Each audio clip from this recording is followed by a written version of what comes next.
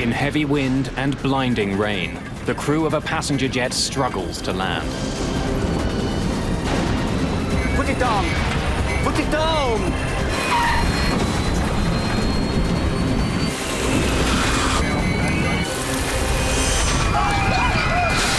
A terrifying crash landing leads to a desperate fight to survive. The only thing that matters to me now is to get my daughter Emily and protect her as we blow up. But we just knew that there were so many passengers in that plane that had not gotten out. Open the door! Open the door!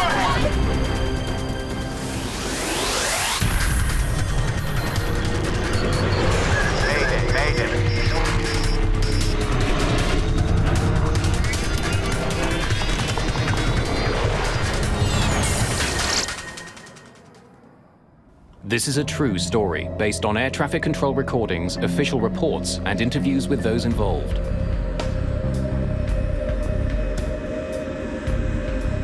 Tuesday, August the 2nd, 2005. Charles de Gaulle Airport in Paris. 297 passengers are boarding Air France Flight 358, bound for Toronto. Far aisle, left-hand side. Yes. Philippe Lacaille is traveling with his wife and 2 of his 4 children. They're stuck at the back of the enormous jet, and they're not sitting together.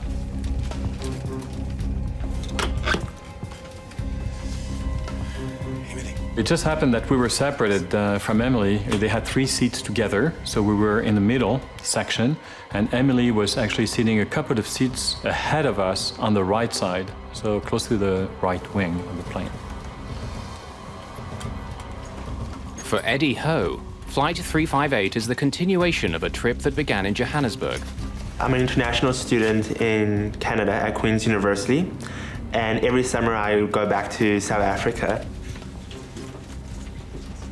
Ho isn't traveling light.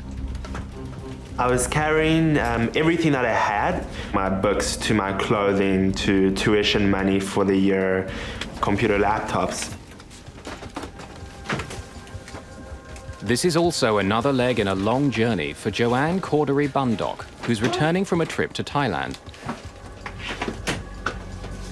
I rerouted myself in the last 2 days before the flight from Bangkok through Paris to come directly to Toronto. As the passengers continue to board, the flight crew gets settled into the Airbus A340. The captain is 57-year-old Alain Rosaille. He's been with Air France for more than 20 years. His co-pilot is 43-year-old Frédéric No. Do you want to start, or should I? Why don't you fly first, and then I'll take over for landing in Toronto. I check the weather. On this flight, the 2 men decide that Captain Rosaille will handle the takeoff in Paris, and co-pilot No will land in Toronto. Destination, Toronto Pearson. Check. Crews often split the duties so that co-pilots can get more experience. Rosaille and No are joined by one other person in the cockpit. I think you've been expecting me. I'm Miles Trochassé. Welcome. Miles Trochassé is the son of an Air France employee. He's allowed to ride in the cockpit's jump seat for free. I just want to let you know I've done this before. I promise I'll be quiet.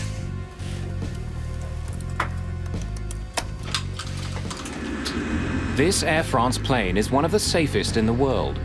Since the A340s first went into service in 1993, they've had an excellent safety record. Air France 358. Air France 358, runway 27 left. Cleared for takeoff. Cleared for takeoff. Air France 358. Have a good afternoon, gentlemen. Just a few minutes before 2 in the afternoon, Flight 358 powers into the sky above Paris.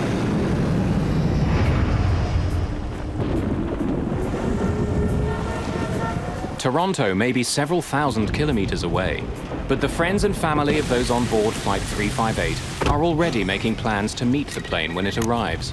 Hello? Audrey, I won't forget. I'll make sure to pick up Mom and Dad. No, I won't forget the 2 brats either. I'll get them all.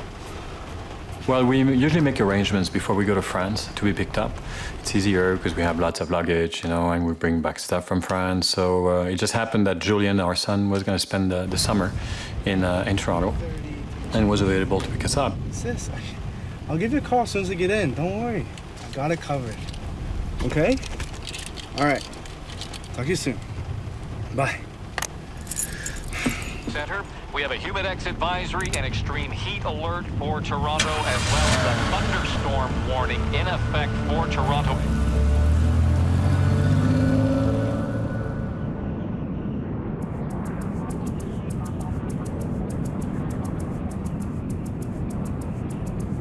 A regular flight from Paris to Toronto takes about 8 hours. As Air France 358 closes in on Canada, there's little to separate this trip from any other. I found that their service was amazing. The food was great. They had very good flight attendants. There were a lot of exchange students from France, you know, like teenagers, you know, coming to Canada for their first time, usually their first flight, and they were very rowdy. There was a beautiful day on the flight over, and the sun was shining, and it was just blue skies and white clouds and just a lovely day. The autopilot does most of the work for Captain Alain Rezai and his co-pilot Frédéric No. Just as the two men had planned, No is now in control of the plane. We have a new weather report. The two men get regular updates on the weather conditions in Toronto. Overcast and rainy with a chance of thunderstorms. Temperature in the low 20s.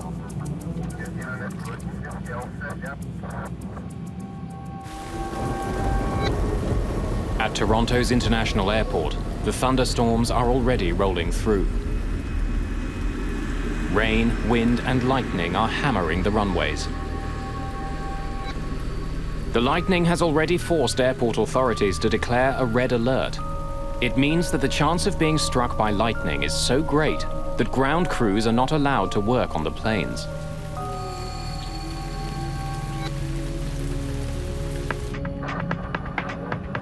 Just as Flight 358 closes in on Toronto, it's put into a holding pattern. The weather isn't getting any better. There's going to be a little delay. Air France 358, so roger on delay.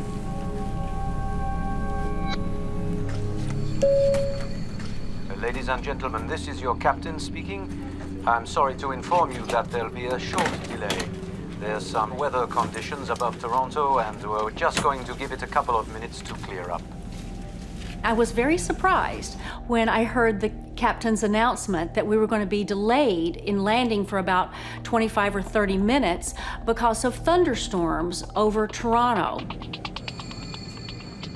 While they're not in the storm yet, the crew enters their holding pattern northeast of Toronto.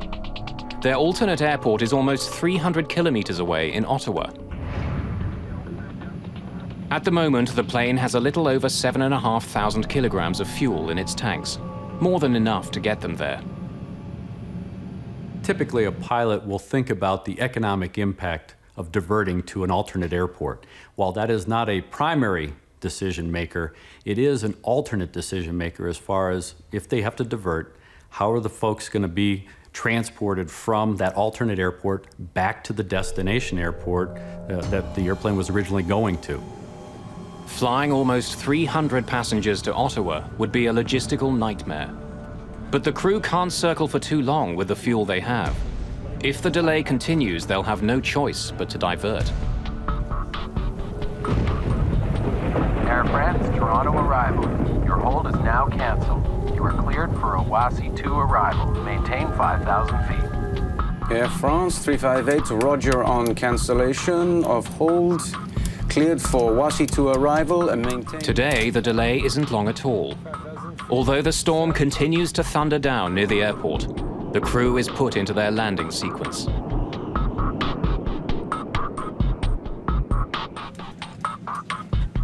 Ladies and gentlemen, this is your captain speaking.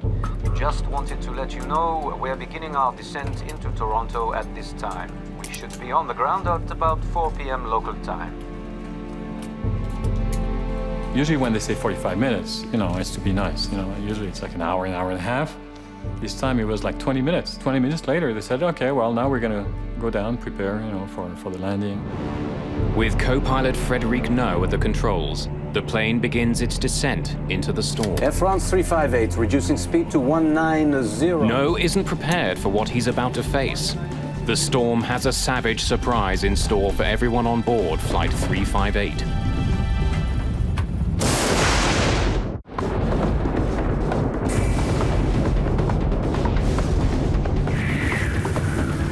A brutal summer storm is battering Toronto.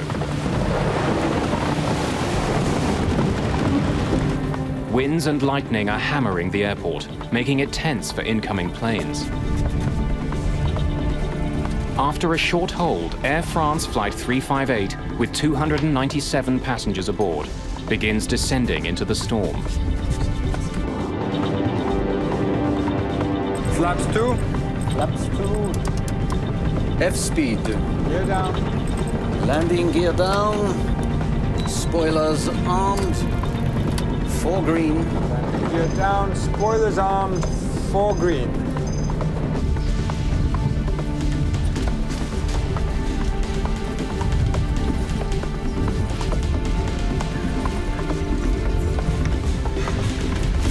You'll be fine. Don't worry. It immediately turned into very dark skies and dark clouds and a little bit bumpy and choppy, and the weather outside was definitely within a thunderstorm. But really and truly, to me, it was just a typical stormy landing. Nothing out of the ordinary. In the main cabin, though, not everyone is so sure. The plane was getting very bumpy. There was a lot of turbulence. We were surrounded basically by heavier weather, and this was completely not expected. I didn't expect that.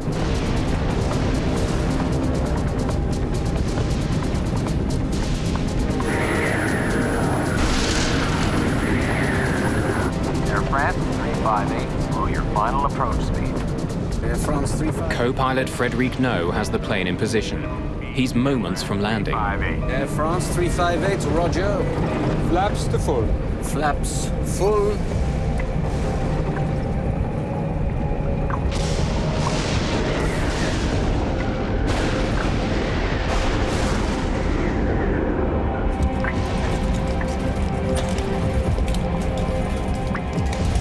It was going darker and darker. We were like in the middle of hundreds and hundreds of lightnings. Like every second we had lightnings all around us. So people were getting nervous, quite nervous. I was getting nervous. Ahead of the Air France Airbus, 2 other planes have just touched down on the same runway that Flight 358 is heading for. Air France 358, this is Toronto Tower. Toronto Tower, Air France 358, go ahead. You are cleared to land runway 24 left. Be advised the preceding aircraft reports braking action is poor, and they estimate the surface winds near the runway as 290 degrees at 15 to 20 knots. Braking poor, 15 knots, gust to 20. France 358, thank you. The crew is being sent to runway 24 left, which will allow them to land into the wind. It also happens to be the closest runway to the city's biggest freeway, which is gearing up to handle the evening rush hour traffic.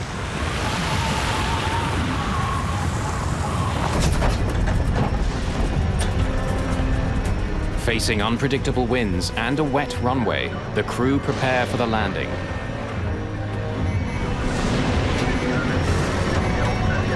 Select auto brakes to medium. Medium is set. The final approach for landing was hellish. Lightnings were all over. Turbulences were enormous. You could feel the pilot fight with the plane to keep the plane in line with the runway to land, and they had a heck of a time to keep it lined up. I know my son next to me was getting very nervous, and I was nervous to see my daughter actually far from us. I cinched up my seatbelt tighter than it was, expecting a very hard landing, and the pilot was going to stick it on the runway, or we were maybe going to do a touch and go, and he was going to give it power and go around, because I knew that it was not going to be just a normal landing. Landing, autopilot, auto thrust off. At 2 minutes after 4 o'clock, Air France Flight 358 roars over the beginning of the runway.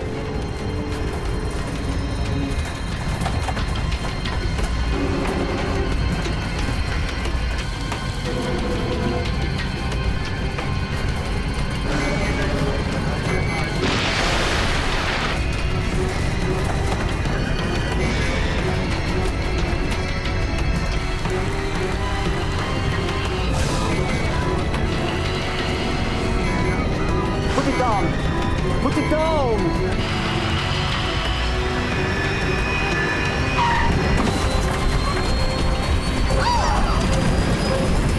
This landing was more intense and harder than any time I've ever landed in another aircraft.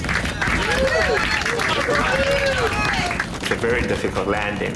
And everyone started clapping, and even the lady who's sitting next to me, I remember very clearly, she said, you know, wow, that was an amazing landing.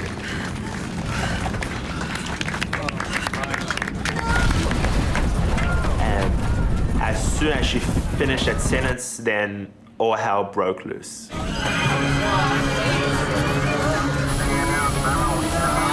We started the plane started violently going up and down, and it felt like we were going 100 miles an hour down a road filled with potholes that were about 3 feet deep.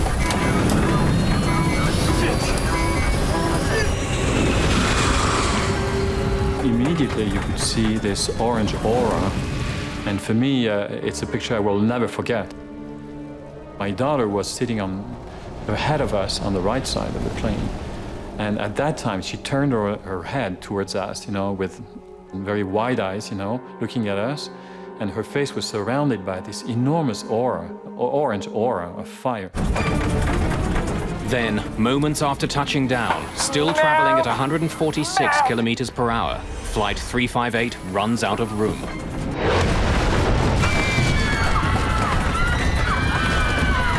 At that point that I believed that we were all going to die. It was obvious that no one can survive this kind of thing. I thought this was it.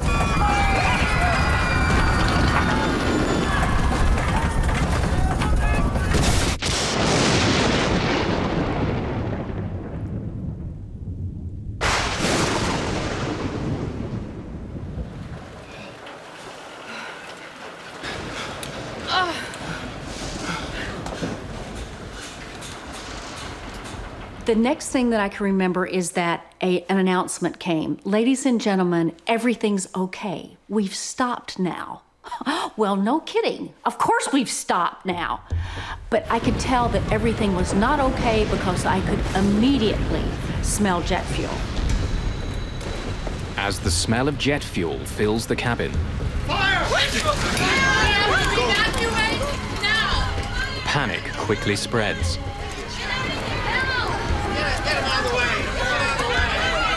Everybody was expecting the plane to blow up. It was obvious.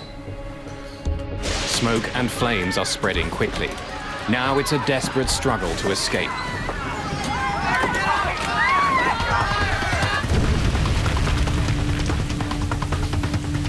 You hear shouting from the back that there was a fire, and then people started really getting panicked.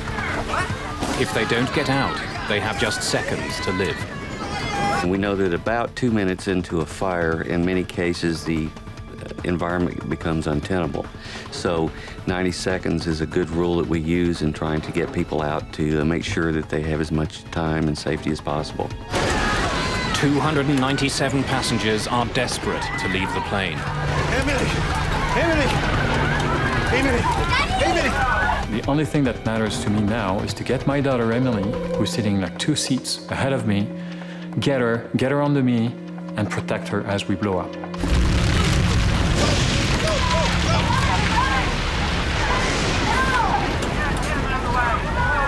Am I going to try to get my luggage, my laptop? And then I thought to myself, what if I would die trying to get my laptop? I just said, okay, I've got to get out. I've got to get out. Flight 358 has 8 possible emergency exits, but seconds after the crash, most of them aren't opened. people were crawling over the seats, they were pushing each other, they was basically all for yourself. Hey, stay calm, please. Please stay calm. Be all right.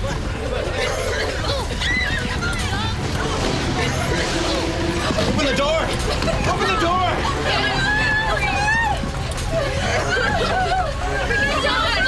And I could see the air attendant there struggling with the fact that should I or should I not open this door, because the fire was raging just in front of it.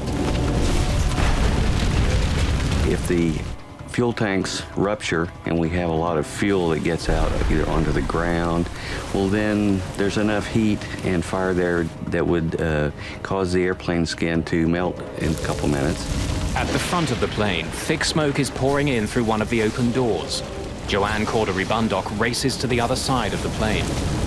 The gentleman in front of me had his bag with him, and he was kind of fumbling around with that and trying to take that down the slide. He was a rather large man, and the slide did not deploy the entire way, so I kind of bailed off the side above him and hit the ground. Eddie Ho has found an exit too, but there's no slide. And people pushing me forward, I couldn't even control myself. And I was like, I don't want to jump as well because, it was 5 meters down at least. Is he okay? Is he okay?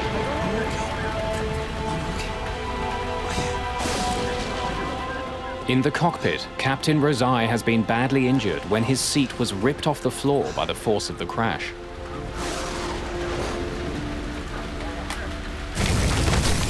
As precious seconds tick by, the flight attendant near the Lacailles manages to open the exit door. Even though passengers are confronted with the flames and smoke of the burning engine, they jump out of the plane. So pushed them down, my wife went down, I went down. We just ran up as fast as we could through torn metal and thorns and through whatever was left of the ground where the plane was. Once the fire gets inside the airplane, all of the furnishings are much like the furnishings in your house, and there are foams and materials that, when they catch on fire, produce toxic gases, and that's really the most important lethal aspect of the fire.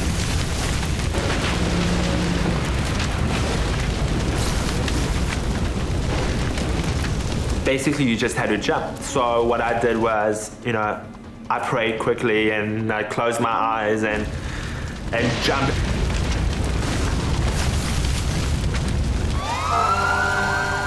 Emergency workers are able to reach the burning jet just 52 seconds after it crashes.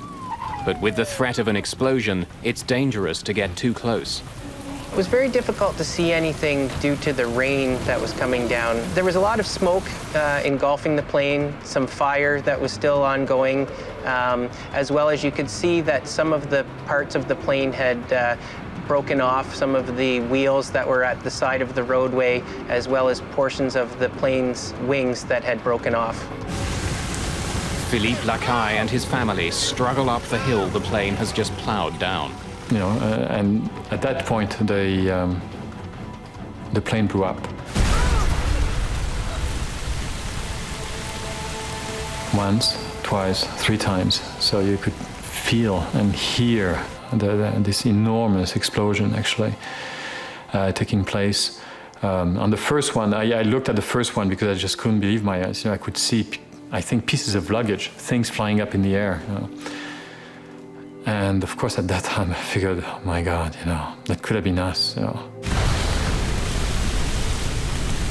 We had a perfect view of the airplane and see this black smoke coming out the side of the airplane, and the yellow and the orange and the red flames shooting out. We were fine, but we just knew that there were so many passengers in that plane that had not gotten out.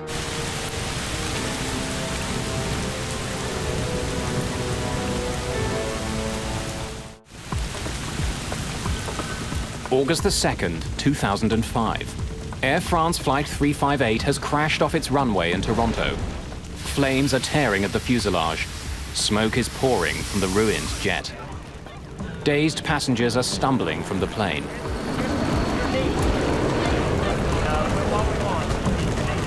Passengers that were coming up, again, were very rain-soaked and muddy from coming up the hill. There were several individuals that once they got up there were crying and a bit emotional, as well as looking around for other passengers or family or friends that may have been with them at the time. About 35 minutes ago, a plane ran off the runway at Toronto's Pearson Airport. Footage of the crash quickly appears on local TV stations. Philippe Lacaille's daughter Audrey is one of the many people shocked by the pictures. She turned on her TV, and here we go. There was the Air France crash right here, live in front of her, you know, burning, exploding right in front of her eyes. 250 people on board. We have not had any reason to make a statement yet as to whether anybody has survived or escaped. Philippe Lacaille's son Julien is waiting for his father at the airport. He has no idea what's just happened to the Air France flight. What? What do you mean, where am I? I'm at the airport waiting for mom and dad. Like, you... What? So Julian didn't know anything, and he was there at the airport. And she says, well, you know what? I think you're going to have to wait a long time because the airplane just crashed. One of the busiest highways in North America borders the airport.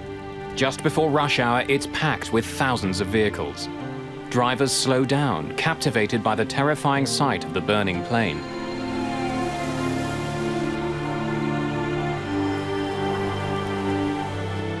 Some of the passengers who've escaped the plane stumble, dazed and shaken, right onto the edge of the highway. Passing motorists stop to take them to the airport.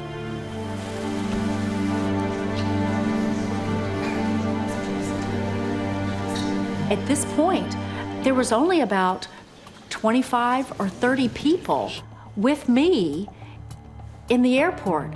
And here, you're also beginning to think, is this all there is? As people are brought in, airport employees struggle to account for all the passengers and crew. They were totally disorganized. There's no announcements being made. There's nothing of any kind of organization, and you're in this little crowded area with all the irate passengers waiting to be processed. Some people even said, you know, the first disaster was the plane crash, and the second disaster is exactly how it was handled afterwards. Relatives wait desperately for any news. Julien Lacaille is just one of many who fears the worst. For at least an hour and a half, he thought we were dead. That's a shame because, of course, we panicked, we were scared to death, but the families that were waiting for the passengers, they were even more scared because it lasted much longer. They really believed deep down that their family members were dead. Finally, hours after the crash, passengers who have waiting family members are reunited. Julian! Julian! What's up? Oh, you okay? Oh, you're okay. How did you... We finally met up with Julian. It was 11 o'clock at night. It was, you know, God, we're so lucky. We're so lucky. We're alive, you know. It's hard to explain, but it's like you're giving a second chance, you know. Here's my son, you know. Maybe I didn't tell him I loved him, you know, when I left for France. Now it's time to say it right away. It was a very nice moment. A very, very deep moment. It's just one of dozens of reunions. It takes hours to confirm, but by early evening, Air France and the local airport authorities can make the incredible announcement. Remarkably, every single passenger and all the members of the crew of Flight 358 have managed to escape the burning wreckage of their plane.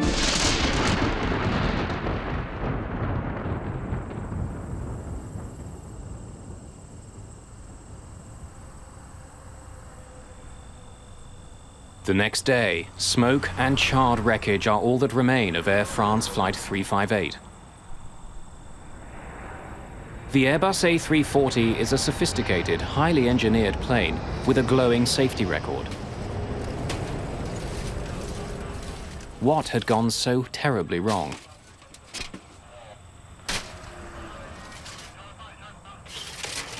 Canada's Transportation Safety Board quickly begins investigating the accident. Landing, autopilot, auto thrust off. Rain and lightning had been battling the airport all afternoon. Was it simply bad weather that caused this crash? Put it down! Put it down!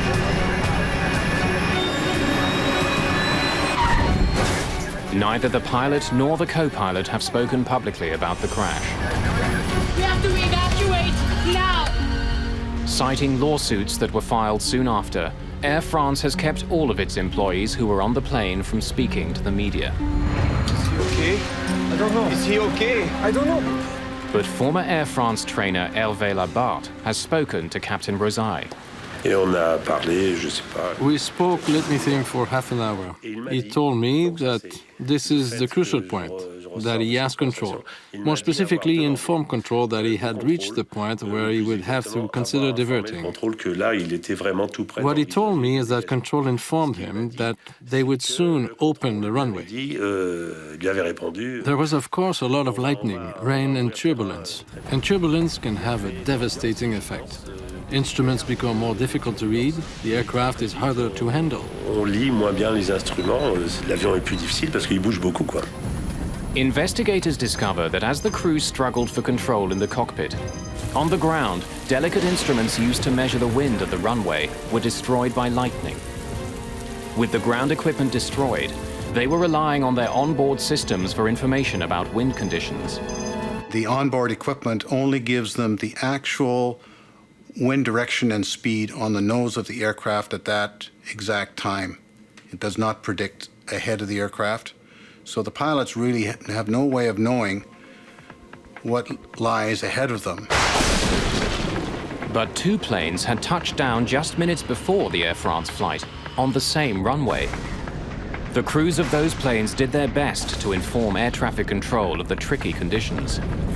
Air France 358, this is Toronto Tower. Toronto Tower, Air France 358, go ahead. You are cleared to land runway 24 left. Be advised, preceding aircraft reports braking action is poor, and they estimate the surface winds near the runway as 290 degrees at 15 to 20 knots. Braking poor, 15 knots. 20-knot winds are strong, but are well within the allowable range for landing an A340. But when investigators study radar images of the airport, they discover quite a different story. As Flight 358 landed, a sharp line of rain moved across the runway from north to south. It was driven by a sudden gust of wind of up to 33 knots. The crew of the Air France jet had to deal with conditions that were much worse than they were expecting. Landing, autopilot, auto thrust off. 33 knots is the demonstrated maximum crosswind for an A340, and that would be on a dry runway. So when you say 33 knots at 90 degrees, you're encroaching on the limits of the aircraft. Closely studying the airport, investigators uncover another piece of the puzzle. Maintenance issues and the storm itself were forcing air traffic controllers to use runway 24 left for landings. It's the shortest runway at the airport, almost 650 meters shorter than some of the others. Blinded by rain, driven by unexpected winds, and landing on the shortest runway at the airport, Flight 358 was in a dangerous position. Over the previous 4 hours, they had been made aware of the terrible storms and red alerts. And that was for me my biggest concern. Were they perhaps overtired? Were they lax, victims of routine? In any case, it's obvious that they hadn't gauged the extent of the danger. It's evident that the flight crew didn't perceive the information that they were getting from these various sources as being threatening. Therefore, they attempted to make a landing. But even in bad conditions, even on a short runway, the crew had 3,000 meters in which to land their plane. It should have been enough. To find out why it wasn't, investigators turned to the past. In 1999, an eerily similar accident took place in Little Rock, Arkansas. Damn, we're off course. No, I can't see it. Way off. Struggling with unpredictable weather, the crew of an American Airlines jet landed their plane, only to have it skid off the runway. 11 people were killed. Greg Feith helped investigate that crash. One of the first things that I thought about was déjà vu. Having the first bits of information about the Air France accident, it reminded me so much of the American Airlines accident. In the Little Rock crash, Feith discovered that the crew had made a critical mistake, which contributed significantly to the accident. They hadn't followed all of the checklist procedures, and they didn't have the ground spoilers armed, which basically degrades the efficiency of lift on the wing and settles the airplane heavily on the main wheel so that braking action is more effective. Spoilers are only one of several ways pilots of passenger jets stop their massive planes. Reverse thrusters are used to redirect the engine power forward as the plane lands, and sophisticated brakes help slow the jets down. To rule out any mechanical fault, all three systems are examined by investigators of the Air France crash. One of the brakes on Flight 358 was destroyed in the fire, but the 7 other sets of brakes are all tested after the accident. All of them are working properly. Flaps 2. Flaps 2. F-speed. Gear down. Investigators in Toronto also discover that, unlike in the Little Rock crash, this time the spoilers had deployed properly. Landing gear down, spoilers armed, 4 green. And when the engines are examined, the reverse thrusters are deployed. No obvious mechanical fault can be found. As the investigation continues, a French newspaper prints a bombshell. Le Figaro publishes a story claiming that the thrust reversers, which use the jet's engines to slow it down, were not turned on until the plane had been on the runway for more than 12 seconds. As for Captain Rosay, he confirmed the newspaper report. His explanation was that his co-pilot had tense-stopped and was having difficulty controlling the lateral movement of the plane. No doubt because of the strong crosswinds and because the runway was so slippery, his hand was clamped tightly on the throttle release lever, which prevented the captain from reaching it himself. So the reverse thrusters could not be activated. Shortly after the newspaper story appears, investigators publish their initial report. It confirms Le Figaro's version of events. Canada's Transportation Safety Board reveals that while the thrusters were found in the on position at the crash site, they had not been deployed as soon as the plane landed. In fact, it took 17 seconds before they reached maximum power. The delay was a question raised in the report, and I wouldn't want to hazard a guess as to why there was such a delay or what was the cause of it. I just know that pilots, as a rule, want to get those reversers in as quickly as possible for maximum stopping. The investigators reveal other confusing facts about the last few seconds of Flight 358. When it came over the start of the runway, it was twice as high as it should have been. And when it did land, it was nearly halfway down the runway. Put it down! Put it down! In these stormy conditions, the crew didn't have enough time to stop. Once they found that the airplane had floated down the runway, the pilot has to make the decision whether we stay on the ground and try to salvage this bad situation, or we abort the landing, power up, pull up, and go around, get our stuff together, and then come back for a second landing. Air France 358. But decisions in a cockpit are joint decisions. The captain and the first officer work together. If the captain sees that landing will be difficult, he must open throttle and go through abort landing procedures. That's his duty.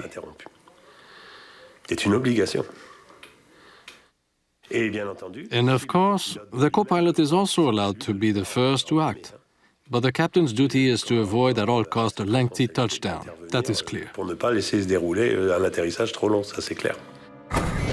By the time the plane touched down, it had only 1,500 meters to stop. And when it did land, critical seconds were lost when the reverse thrusters weren't engaged. Est-ce que l'action des reverses immédiate Would it have made a difference to immediately activate the reverse thrusters? Of course it would. Since reverse function reaches its peak efficiency at high speed, that is the exact moment of touchdown, that's what reverse is there for.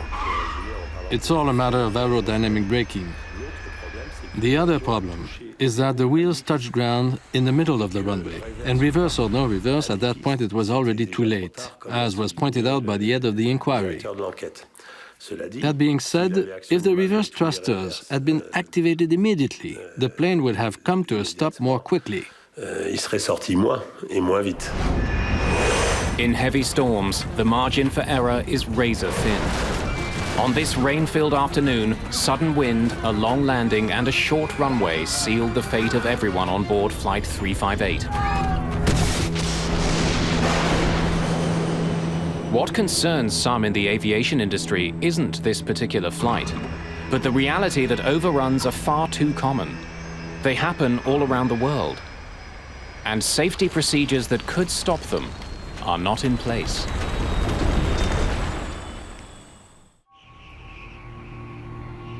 In August 2005, Air France Flight 358 crashed off the end of a runway in Toronto. It was a horrifying incident, yet amazingly everyone survived. But Flight 358 wasn't the only jet to go off the end of a runway in 2005. Worldwide, there were 37 other runway overruns. And the causes of all these accidents were remarkably similar. There are a number of causal factors that occur again and again in runway overrun accidents. The weather conditions, the state of the runway surface. It can be wet, it can be icy, it can have snow on it. Speed in excess of a normal approach speed for the aircraft that does not then bleed off as the aircraft attempts to land. And these factors occur again and again in runway overrun accidents. Unlike the crash at Toronto, some overruns are deadly.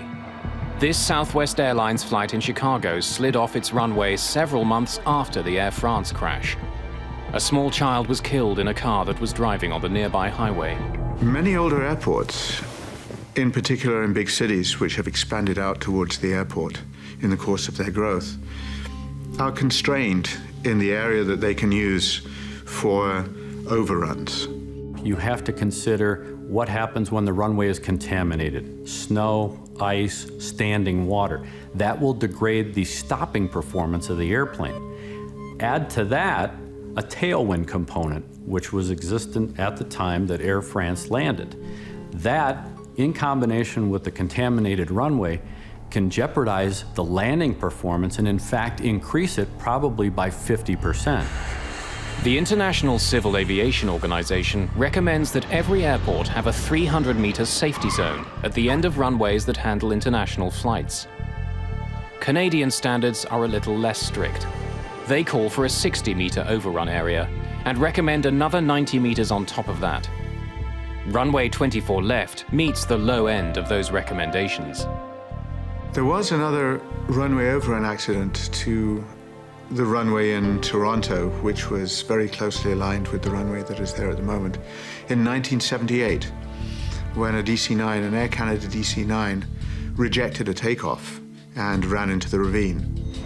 Well, the plane started to brake, and then there was just nothing, and then we dropped over the edge. There was about a 50-foot drop, I guess, at the end of the runway. We just went over the top, and then there was a heck of a bang, and people and seats all over the place. 2 people died in the 1978 accident. A coroner's inquest after the crash recommended that the gully be filled in, but it never was.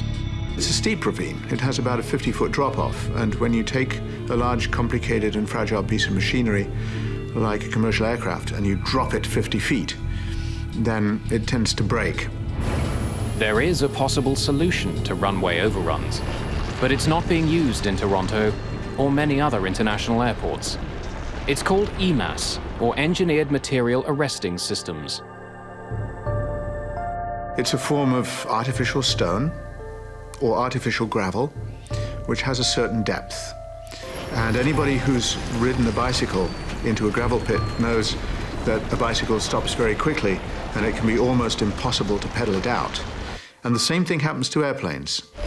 Several airports in the US use the system, but most international airports do not. It's very much more effective than friction braking, and it's certainly incomparably more effective than thrust reverse and spoilers. And any one of these systems, when properly engineered, can stop a large airplane, no matter what the runway surface conditions, in a very short distance. We have to evacuate now! But one vital air safety guideline was met when Flight 358 crashed. In spite of the smoke and the spreading fire, the crew of the crippled plane made sure that all the passengers escaped in just 90 seconds. It's just a miracle that all of those people were able to evacuate the airplane as quickly as they did before the airplane was consumed. The Air France flight was particularly noteworthy in that everybody got out, essentially unscathed. I know there were some injuries, but everyone got out. So I think it was noteworthy, and it was very good evacuation from that perspective. Captain Alain Rosaille may never fly for Air France again. His injuries required extensive physical therapy after the crash. At the time, he was less than 3 years from retirement. Every morning, Captain Rosaille relives the experience, coming face to face with the flames, the noise, the crash. And it made him sad to end his career on that note, having destroyed his plane. That's the worst possible fate for a pilot, the worst outcome. The co-pilot, Frédéric No, is suspended for 3 months after the accident. By early the next year, he's back on duty with Air France. There are reports that after he helped Captain Rosaille out of the cockpit, he was the last person off the plane.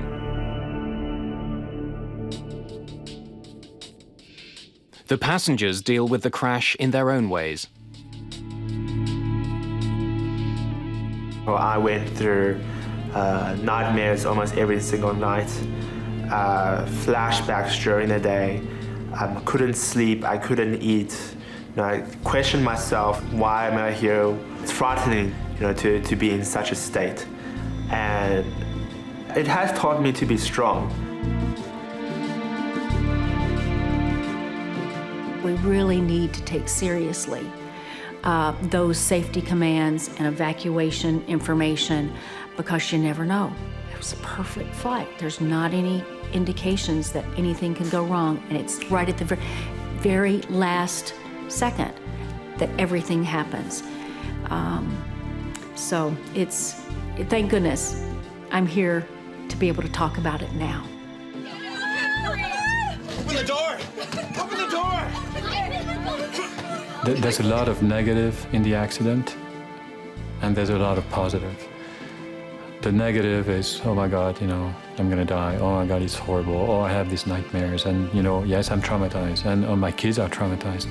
However, you have the positives, and the positives are, gee, I'm alive. I have been given a second chance. I have been given a second life. And all of us, my wife and my children and myself, we all experience the same positive effects of the crash, which is we have to give back. We have to do something for others.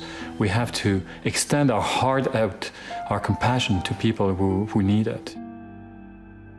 It's almost therapeutic for us, The more you do for others, the better you're gonna feel. So for me, I figured, if I can extend my heart out to others, maybe it's gonna help me as well.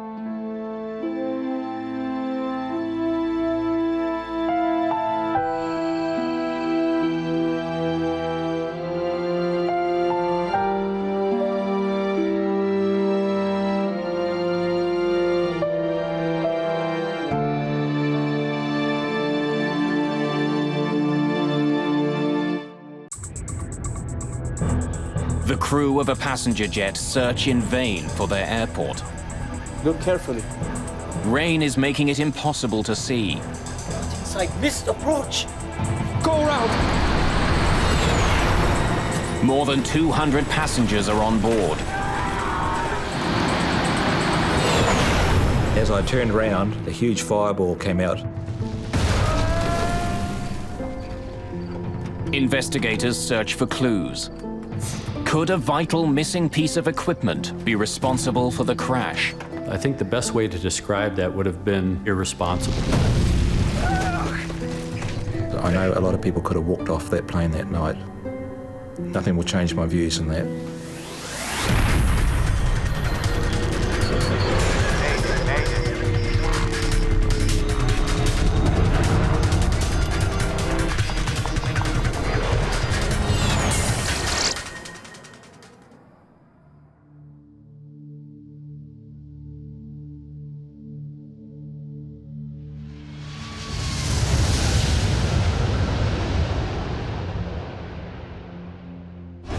Nimitz Hill, Guam.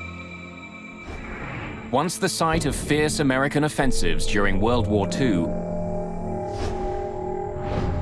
for over 50 years there's been peace here.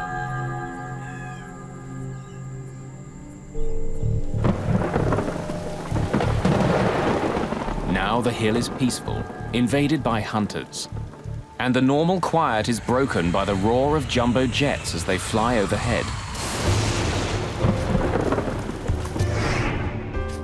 Every night, commercial pilots must fly over this tall, rocky outcrop and land at Guam's Agana International Airport.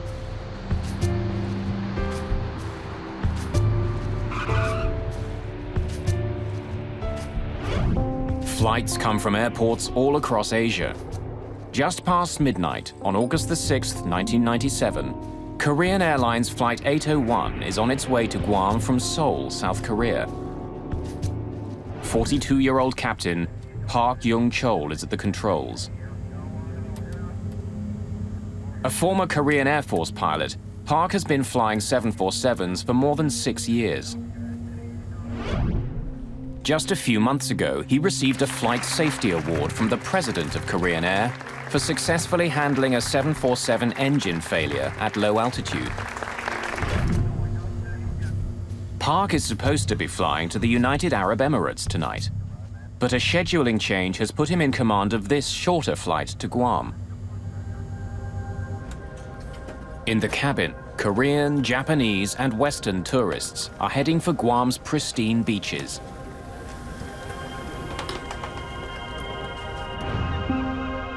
Guam is a U.S. territory run under U.S. law. The island is tiny, fewer than 600 square kilometers, but there's enough sand to keep people coming.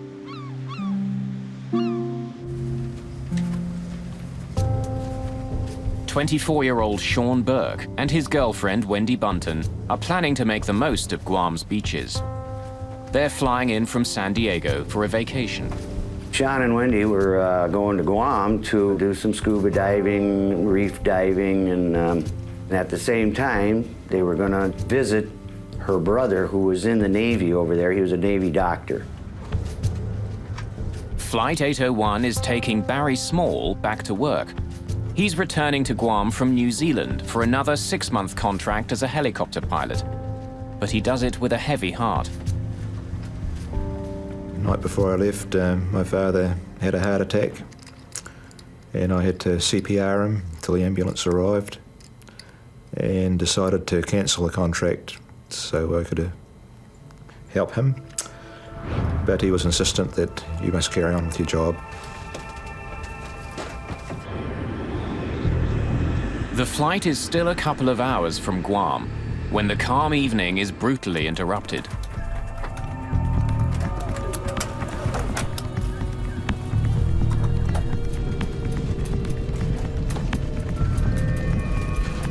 Watch the speed. It could be severe turbulence. Make an announcement to have everyone in their seats with seatbelts on. Ladies and gentlemen, this is your first officer speaking. Even an experienced flyer like Barry Small is surprised. There was no lead up to this turbulence. anybody that wasn't strapped down was going to be airborne, that's for sure. The lockers were rattling, and anything in those lockers was bound to break. It was a horrendous shudder.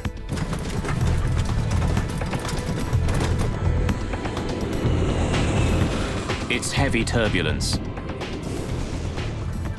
But the crew ride it out. Eventually, the flight returns to normal. We're through it. Let the passengers know. Ladies and gentlemen, this is your first officer speaking. We have cleared the turbulent area. But it's left some of the passengers shaken. Shh. It's okay, Rika. We'll be there soon. Ma'am, if you don't mind, I'm gonna move this duty-free up here for you.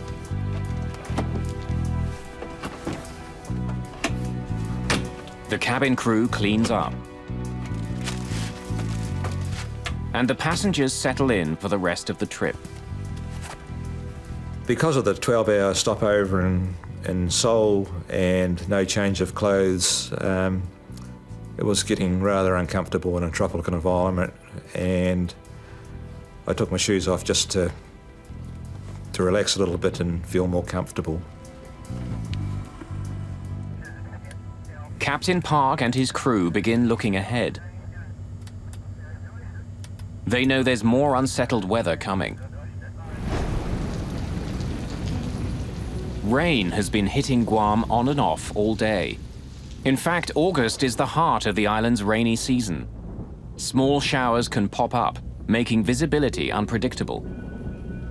In that particular part of the world, they have what's called a top hat thunderstorm. That is a very small thunderstorm that builds up all times of the day, and it's very short-lived, so it wouldn't hamper the pilot's ability to actually conduct the approach. It's going to just obscure his view for some period of time while they're transiting through it. Just past 1 in the morning, Korean Air Flight 801 makes initial radio contact with Kurt Mayo, the radar controller at Guam's airport. Guam Center, Korea 801, leaving level 410 for 2,600. Korean Air 801, roger. The crew aren't the only ones preparing to land. After more than 3 hours of flying through the night, the passengers get ready for the airport. I saw the lights of Guam, and I knew exactly where the aircraft was because I've been there many times before. Captain Park has navigated Nimitz Hill 9 times before, but this time there's a major difference. At airports around the world, pilots land with the help of a glide slope, an electronic system that helps planes safely touch down. If pilots follow the directions given by the glide slope, it guides them to the foot of the runway. The glide slope beacon at Guam Airport has been removed for extensive maintenance. Without the airport transmitter, Park's glide slope indicator in the cockpit is useless. Landing without a glide slope is rare, but it does happen. In Guam, the transmitter is scheduled to be out of service for more than 2 months. But impaired navigation is only part of the problem. Captain Park is fighting exhaustion. They make us classic guys work to the maximum. Probably this way, hotel expenses are saved on cabin crews and they maximize flight hours. Really sleepy. Now, as the plane approaches Guam, clouds and rain block their way. Captain, Guam condition is no good. It's raining a lot. It's been several hours since Captain Park and his crew left Seoul. Now the rain is making the late flight more difficult. Tired and fighting the weather, the captain begins the final approach to the airport.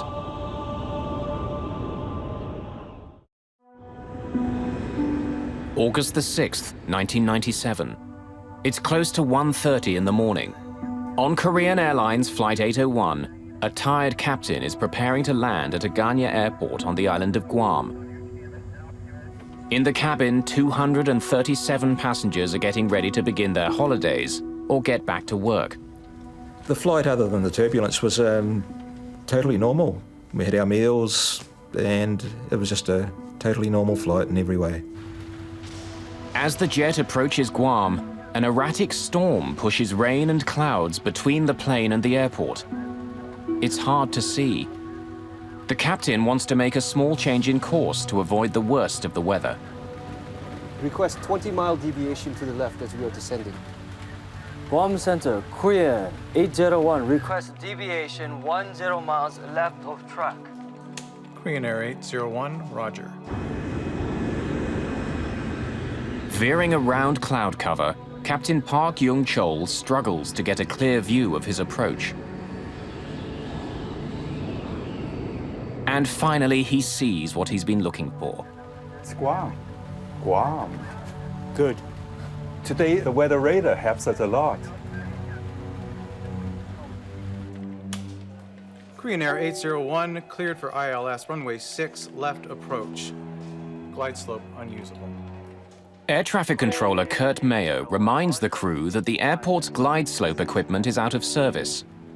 It would normally help them find the runway, but since it's under repair, it isn't sending out any signals. Then, with the crew in the middle of their landing sequence, something unexpected happens. The glide slope appears to come to life. Is the glide slope working? The glide slope, yeah? Yes. Yes, it's working. Why is it working? It's a confusing moment. Unsure what's happening, the crew continue to prepare for their landing. 60 check, gear down. Check. Approaching 1400. Since today's glide slope condition is not good, we need to maintain 1,440. Please set it. Set. At 40 minutes after 1 in the morning, Guam controller Kurt Mayo once again makes contact with the crew. Korean Air 801, contact the Ganya Tower 118.1. He passes the plane on to the airport tower and says goodbye in Korean. 안녕히가세요. 수고하십시오. 118.1. It's the last time he'll ever talk to the crew of the jetliner. The guy working here probably was a GI in Korea before. Aganya Tower, Korean Air 801 to intercept the localizer 6 left.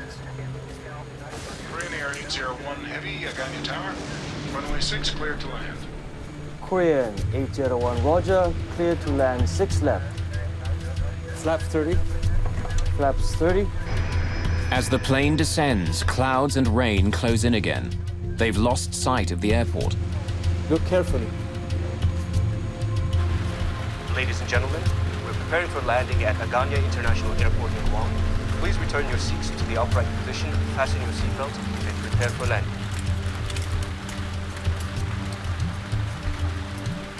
Set 560 feet. As the plane flies closer to the ground, the crew expects they'll see the airport any second. But the rain makes it hard to see anything.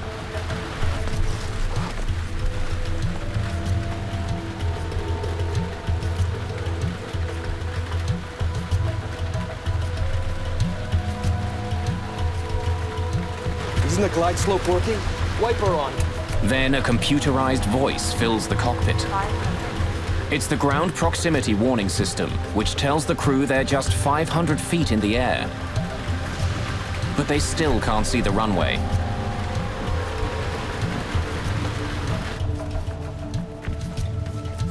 I've done this flight many, many times before, and when I estimated we're about 30 seconds from landing, I bent down to put my shoes on. 200. The plane is now just 200 feet above the ground, but still the crew can't see the runway. They're quickly running out of time. Let's make a missed approach. Not in sight. Not in sight. Missed approach. Go around. Go around. Perhaps.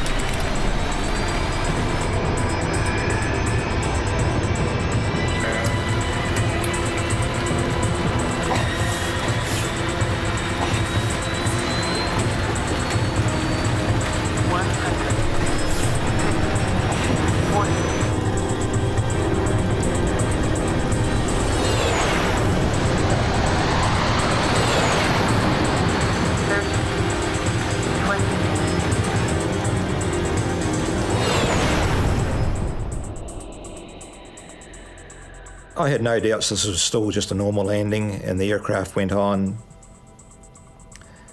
and was decelerating quicker than normal, but nothing to really alarm me.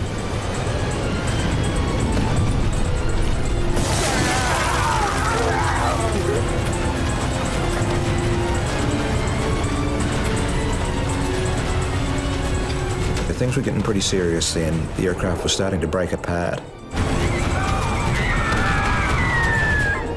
I forced myself up to look, and there was just bottles, bags, everything you can imagine was coming out. Only way I can really describe it is like about 1,000 737s landing all at once. On a wooded hillside in Guam, the shattered plane finally grinds to a halt.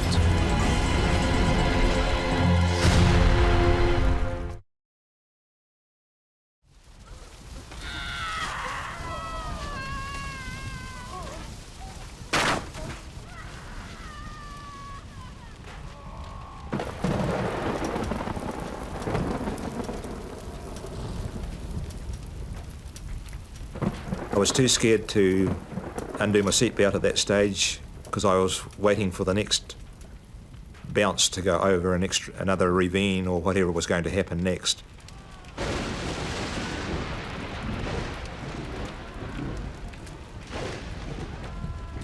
Miraculously, 11-year-old Rika Matsuda has survived and is virtually unhurt.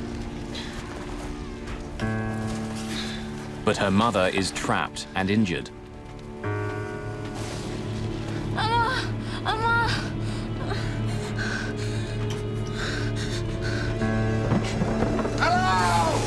Barry Small is also injured and terrified that fire is sweeping through the plane. The fire started in the front and proceeded from the front to the back towards me. There was no floor lighting or anything like that, but the fire was so intense there was no problems to see where I was going.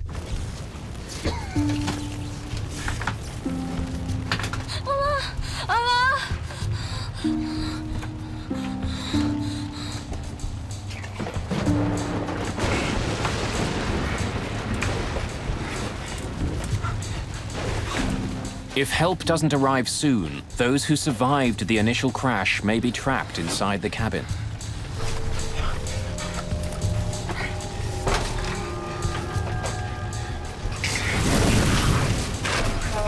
Korean Air 801 Heavy, Tower, how do you hear? Everyone in the cockpit has been killed. But airport authorities still have no idea what's happened aboard Flight 801.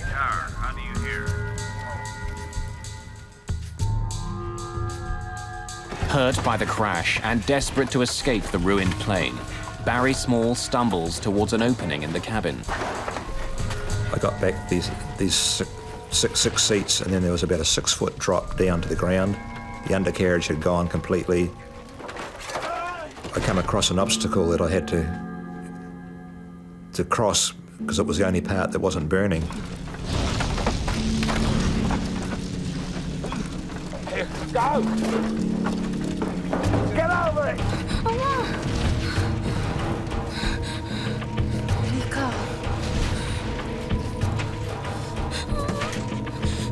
Rika's mother tells her daughter to get out of the burning plane.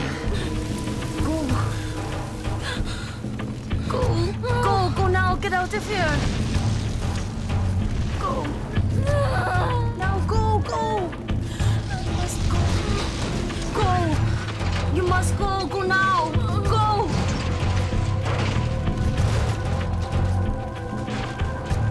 The fire is spreading quickly. As passengers struggle to deal with the disaster, rescue workers don't even know the plane's gone down.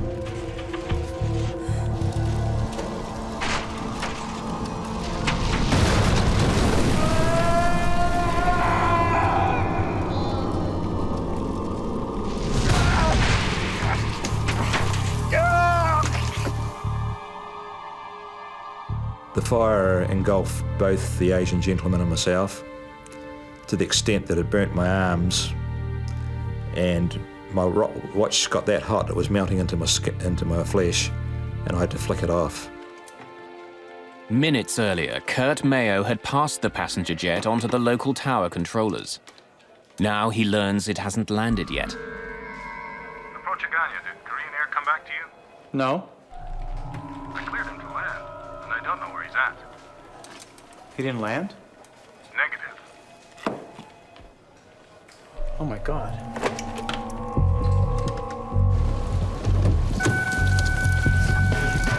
Within minutes, Guam Fire Chief Chuck Sanchez is en route.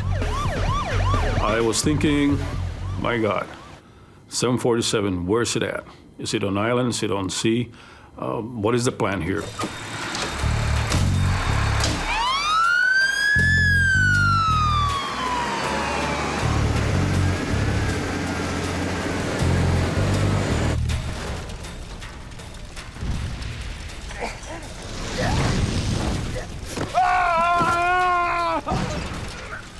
We both fell off the side of the container and the Asian gentleman disappeared into the jungle. So I rolled over onto my back and I managed to crawl with my elbows. There was still a little bit of skin on my elbows left. Small has a badly broken right leg. He crawls away from the wreckage. Many more people remain trapped inside.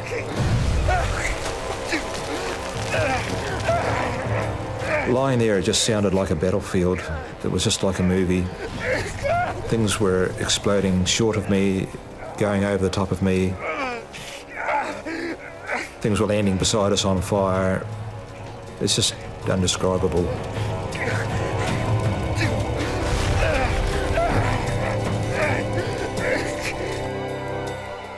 There's only one way for emergency crews to get down to the wreck site, along a single access road that runs beside Nimitz Hill. As they race to the accident scene, rescue workers discover a major obstacle. A pipeline has been ripped out of the ground by the crash and thrown across the road. There's no way around it. Having heard about the crash, the island's governor, Carl Gutierrez, has joined the rescue team.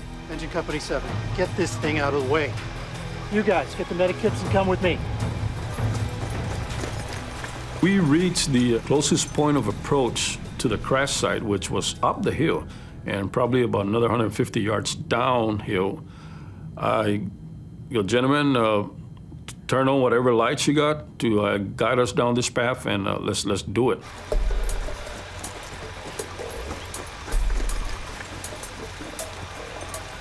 We started running and just listening to the screams so we can guide ourselves because there was just nothing but overgrowth on the side of the road. At one point, I stopped him and I go, Governor, sir, I need you to make some serious decision in this operation, and I don't think I want you to move further. I'd like for you to stay on this side, and I don't want you to get hurt. Let us do this job. And he goes, no, I want to help you guys. At the site of the crash, flames are devouring the wreckage.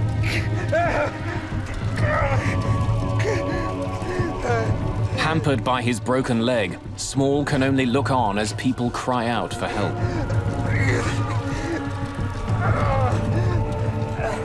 I lay at that bank for the whole night. During that time, hearing people call out in a foreign language, which initially sounded like good, healthy calls for help, then turned into screams as the fire got more intense.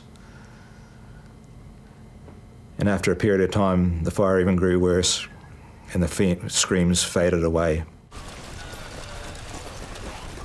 Finally, almost an hour after the accident, Sanchez's crew reaches the site. I split them up into 2 rescue and search units. I need half of you guys to start from the tail end, and I need the other half to start from the front end of this plane. And let's meet in the middle, and let's do what we can to help the survivors here.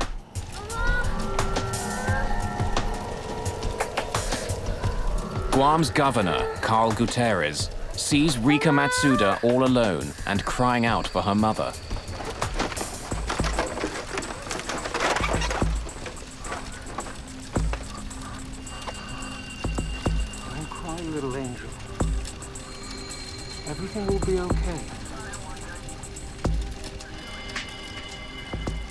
I did not dare let her go. It's something that I almost like there was a bond between me and that little girl. And I found out later she was 11, but she looked really smaller than 11 years old. Fire Chief Chuck Sanchez finds Barry Small in the swordgrass. Take my jacket. He gave me his fire jacket and put under my head to comfort me. Hey, I got it. All right, let's go. Later on, he was very distressed that he had to come back and get it back because he was getting burnt, dragging people and bodies out of the aircraft.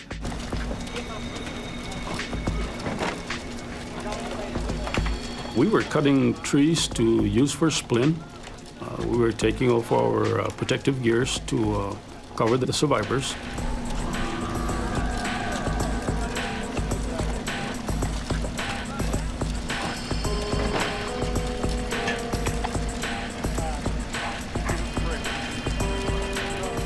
It's clear to rescue personnel that for many, they've arrived too late.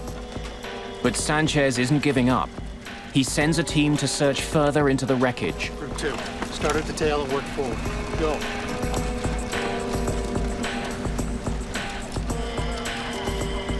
All I heard was this large explosion, man, right where they were at.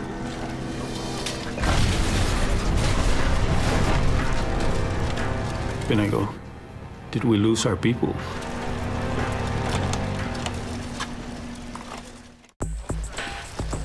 A Boeing 747 has crashed on a rugged hillside in Guam, just a few miles short of the airport.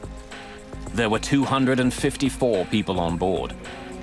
Rescue workers comb through the wreckage when an explosion rips through the remains of the plane.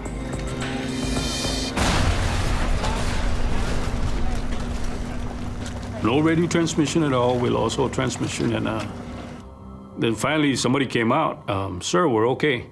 We survived the explosion. Everybody's accounted for.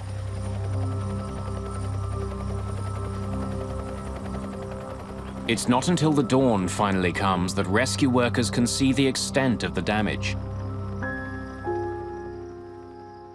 The plane has spilled down the mountain and broken into several large pieces. Only 26 people survived the disaster.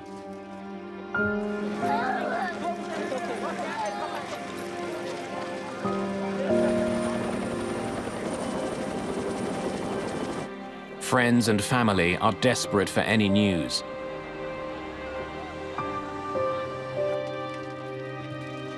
Many bodies are badly burned.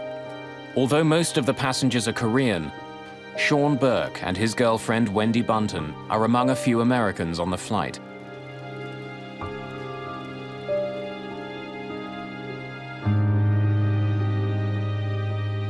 Thousands of kilometers away, news of the crash reaches Sean's parents. When she hears about the crash, Sean Burke's stepmother doesn't know if Sean is alive or dead.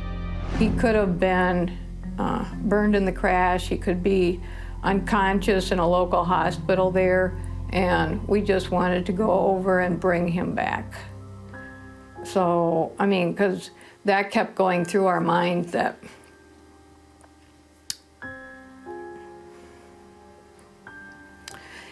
he possibly could be laying on the hillside.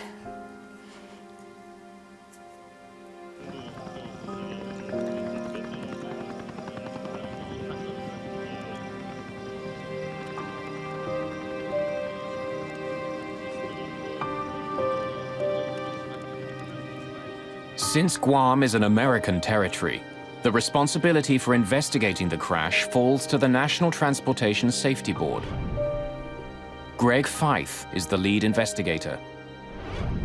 When he arrives on the site, he has to contend with more than just the carnage of the plane crash.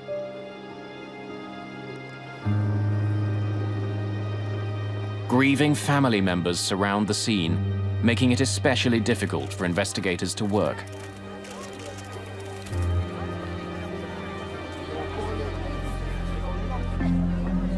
As an accident investigator, you have to keep your emotions in check. It's like being a doctor in an ER room. You see this devastation, you see this tragedy unfolding in front of you. you hear about all of the sad stories, especially when there are kids and innocent people involved. And as an accident investigator, you have to keep those emotions in check because you have to remain objective, you have to remain emotionless to be able to do your job effectively. And we had a whole building full of people just like us. They were all grieving and crying out. It was just horrible.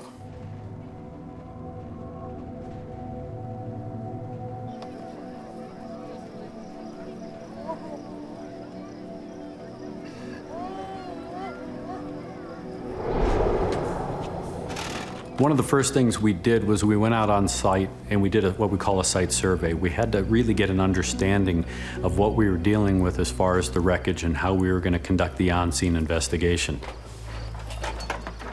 During the preliminary investigation, Fife finds that large sections of the plane are almost completely intact. The airplane landed relatively under control. That is, that the pilot basically landed the airplane into the trees and into that terrain. Unfortunately, it was 3 miles from the airport. Investigators find a number of items that survived the crash and the fire that followed, including the landing chart the crew was using as it approached Guam Airport. Investigators also find Captain Park's travel bag, and in it discover a small plastic pill container. Captain Park had been prescribed a variety of drugs, including pills containing benzodiazepine, a class of drugs often used as a sedative. The pills and tissue samples from Captain Park's remains are sent for analysis. The landing chart becomes part of a growing pile of evidence. Using information from the jet's flight data recorder, investigators recreate the plane's flight path. The relatively gentle slope of its descent supports Fife's belief that the jet all but landed on the hillside. But the flight path shouldn't look like this. Korean Air 801 cleared for ILS runway 6 left approach. Glide slope unusable. Korean 801, roger, clear for ILS runway 6 left. The crew had been told that the glide slope at the airport wasn't working. It meant that the captain had to take more manual control of his plane. It is now up to the pilot to fly an established procedure called a step down, where he starts at an altitude of, say, 2,000 feet. When he gets to a particular point located by what they call DME, or distance measuring equipment, he then starts a descent to another prescribed altitude. If the crew was following the step-down procedure, its flight path would resemble a set of stairs. But after the first step, the plane enters a long, slow descent.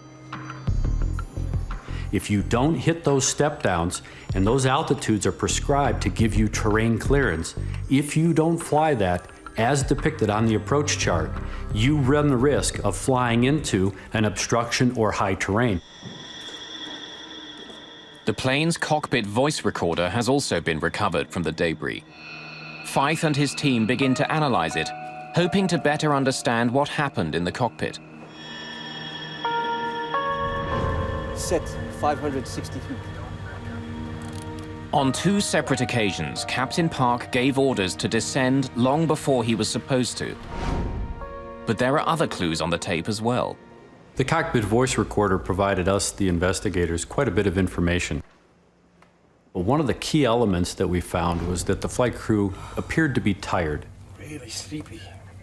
This was a chartered flight, so it would have put them on what we call backside of the clock flying. That is, they wouldn't be normally flying during the day, they are now flying at night. And typically your body says you should be asleep when it's dark outside. The sedatives could have made a difficult situation even worse. But when the lab results come back, they're conclusive. While he had the pills with him, there are no traces of them in Captain Park's system. When lead investigator Greg Fife returns to the cockpit voice recorder, he focuses on the captain's discussion of the glide slope. Is the glide slope working? The glide slope, yeah? Yes. Yes, it's working. Why is it working?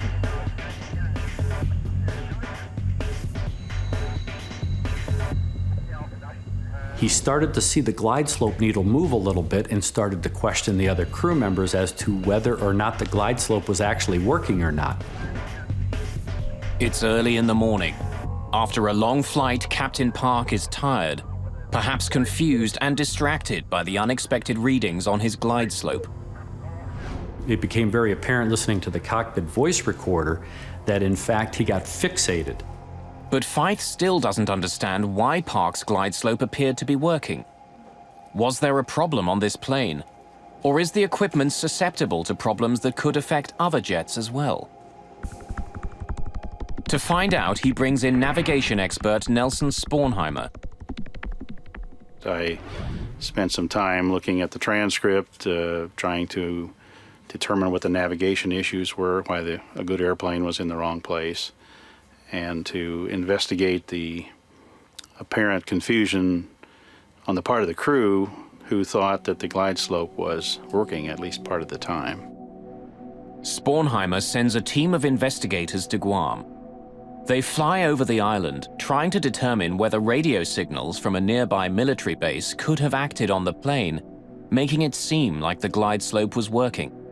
Glide slope receivers can respond to non-glide slope signals, particularly when the intended glide slope signal is absent.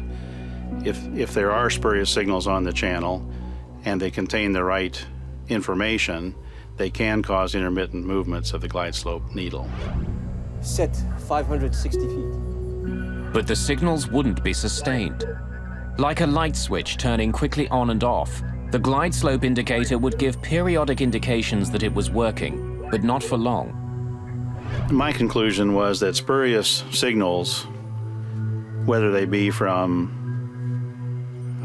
other transmitters or failed ground equipment such as personal walkie-talkies, could not cause a sustained warning flag movement. If the glide slope wasn't fully operating, why did Park believe it was? And even if he did believe it was working, why did he crash into Nimitz Hill? Isn't the glide slope working?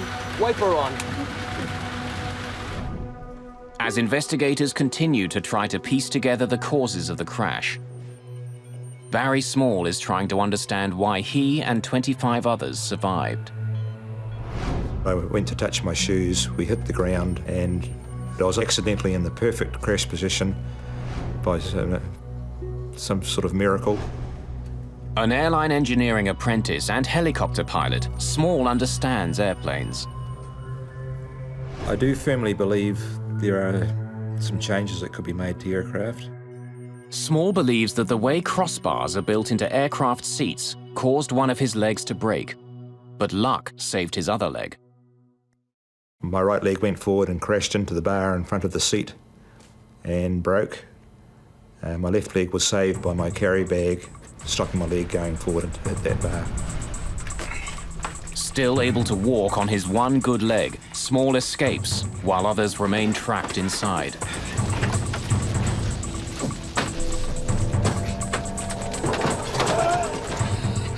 Since she's young, Rika Matsuda's legs are shorter than a normal adult. Sitting normally, her legs wouldn't have been pressed against the crossbar on impact, so she was able to escape the plane. Oh, go now, get out of here. While her mother died. Small is also convinced that the flames that first spread through the cabin of Korean Air Flight 801 were preventable. They estimate that those top lockers had over 462 litres of burnable alcohol on board. Had the plane been full, there could be at least twice that amount. During the crash, Small believes that the duty-free alcohol mixed with oxygen in the plane's ceiling. The combination ignited with deadly results. It's a fire he thinks could have been prevented.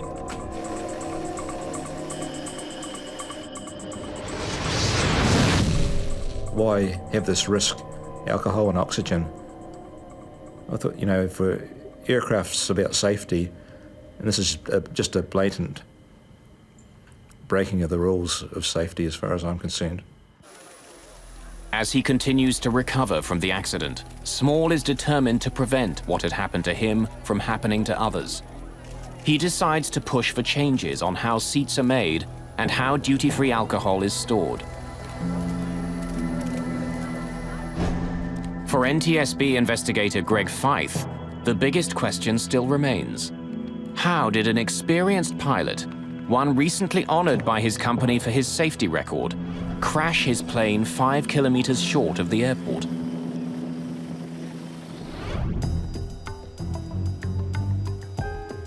As the investigation continues, he discovers that the landing chart the crew was using was more than 6 months old and out of date. It's an indication that the crew could have been better prepared for the landing.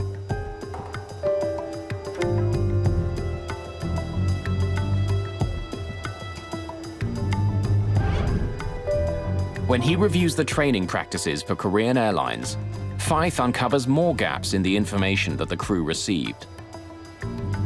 We found that the Korean Airlines flight crew had all of their training based on airports with approaches where the DME was always co-located at the airport. DME is distance measuring equipment, electronic beacons that tell pilots where they are in relation to the airport. Often the final beacon is found at the foot of the runway. That was not the case in Guam. The airport was in fact 5 kilometers further on. Struggling to see through the rain, Park was unable to find the airport. Distracted by the unexpected glide slope readings, Park used the final beacon as a guide, expecting it to take him right to the runway. Let's make a missed approach. Not inside. Not inside. Missed approach. Go around. Go around. Flaps. It's clear that Flight A01 flew an approach about 3 miles premature. In other words, the descent was about 3 miles early. It was a nominal approach otherwise, just to the wrong location. We think that based on fatigue and some of their training, that in fact, when the flight crew crashed the airplane, when the counter got to 0, they thought the airport should be there. A fully loaded 747 weighs more than 200,000 kilograms. Like an enormous ocean liner, it can't change course quickly.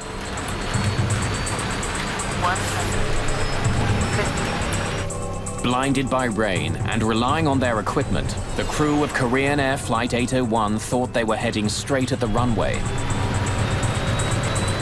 When they realized something was wrong, it was too late. As the investigation continues, Feith and his team make a startling discovery. Equipment that would have given the crew more time to react had been disabled on purpose. In August of 1997, the crash of Korean Air Flight 801 took the lives of more than 200 people.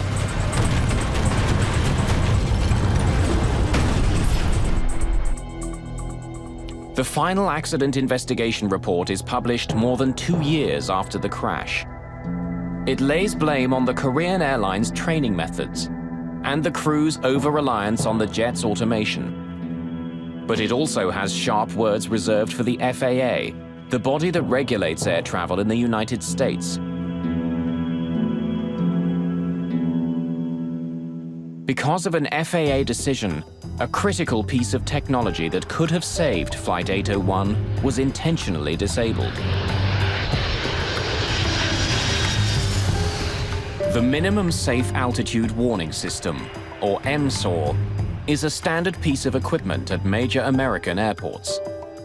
But in Guam, the FAA had made a critical alteration to the way it was used. MSAW uses radar to watch the planes as they come into the airport. If they're too low, a warning is given to air traffic controllers, who can then relay it to the crew. But in Guam, the system kept giving nuisance readings to controllers. The controllers kept getting these nuisance warnings. They redesigned the software and moved the limitations of the MSAW further away from the airport where it afforded no one a level of protection. Instead of watching the planes as they neared the airport, the system in Guam now tracked them when they were more than 80 kilometers away over the ocean. I think the best way to describe that would have been, and should be, irresponsible. Because you've taken this system that was designed as a level of protection, not only for the controller, but you've taken the protection away from the flying public. For the passengers and crew of Flight 801, the lack of the MSOR system sealed their fate. If the system had been working, the crash could have been avoided. Without it, the crew had no warning at all.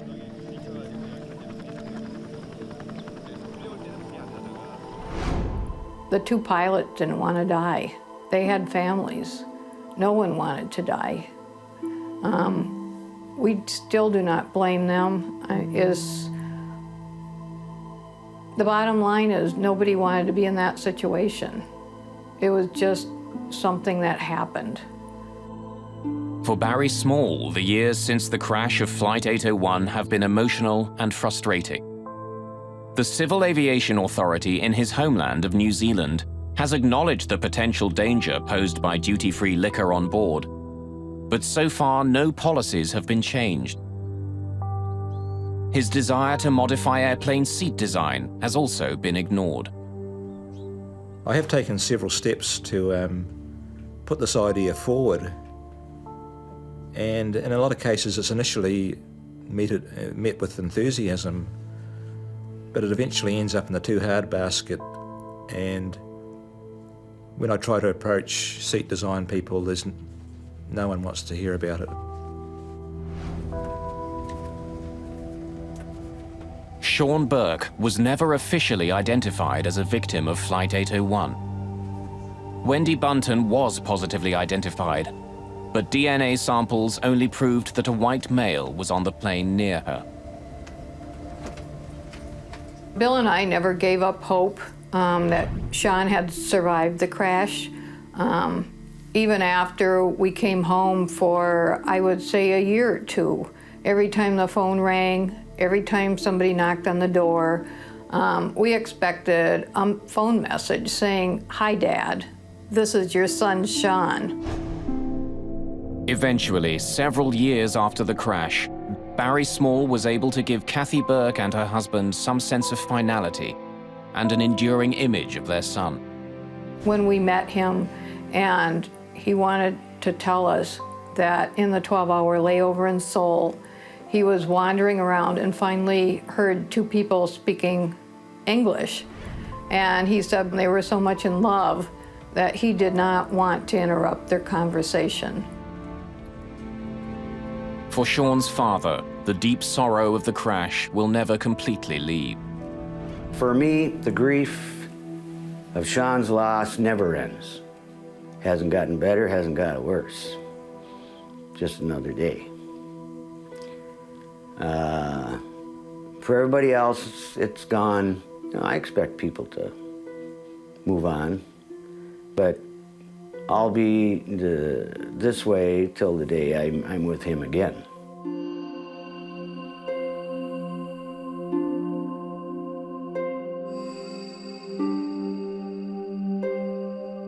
For Barry Small, there is anger too, but also incredible gratitude for surviving.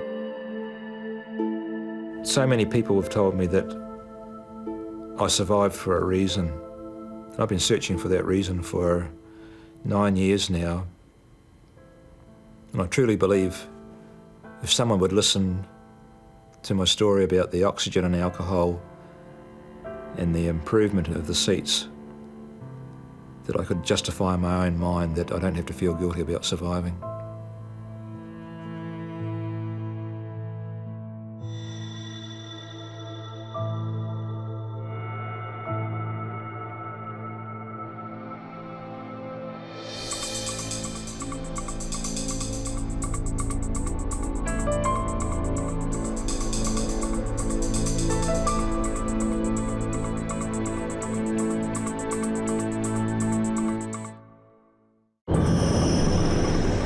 A 747 plummets towards the Pacific Ocean.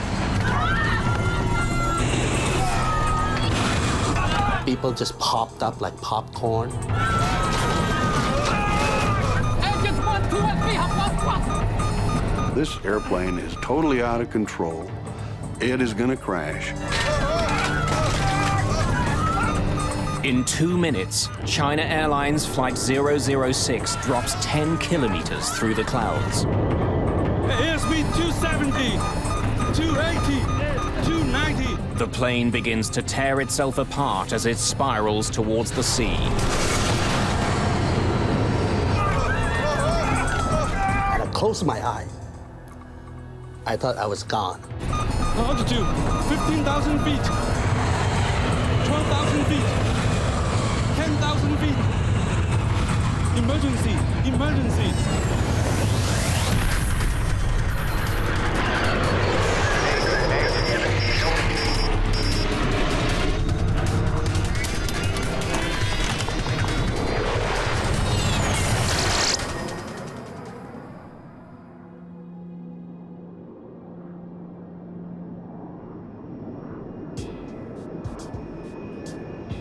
February the 19th, 1985. A China Airlines flight cruises across the Pacific to Los Angeles. At 12,000 meters, it's racing towards the dawn. For the passengers and crew on board, it's past midnight. A two-man relief crew is in charge of the plane as it sails above the ocean on autopilot. The main crew gets several hours off in the middle of the trip, so they're rested for the landing. But Captain Mumyan Ho is restless. Good morning, gentlemen. Even though he's not officially on duty yet, Captain Ho returns to the cockpit. Thought I'd keep you company. The captain isn't the only one up. Best friends Sexan Canyo and Alex Knoll have something to celebrate. I feel like I'm in first class. It's Sexan's 30th birthday. I have the longest birthday because I just gained my 12 hours back.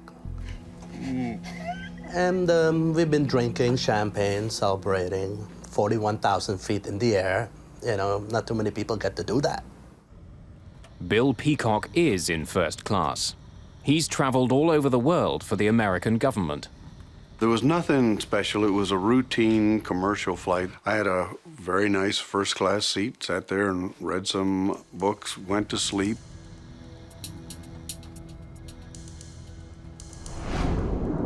By now, the plane is nearing the coast of California.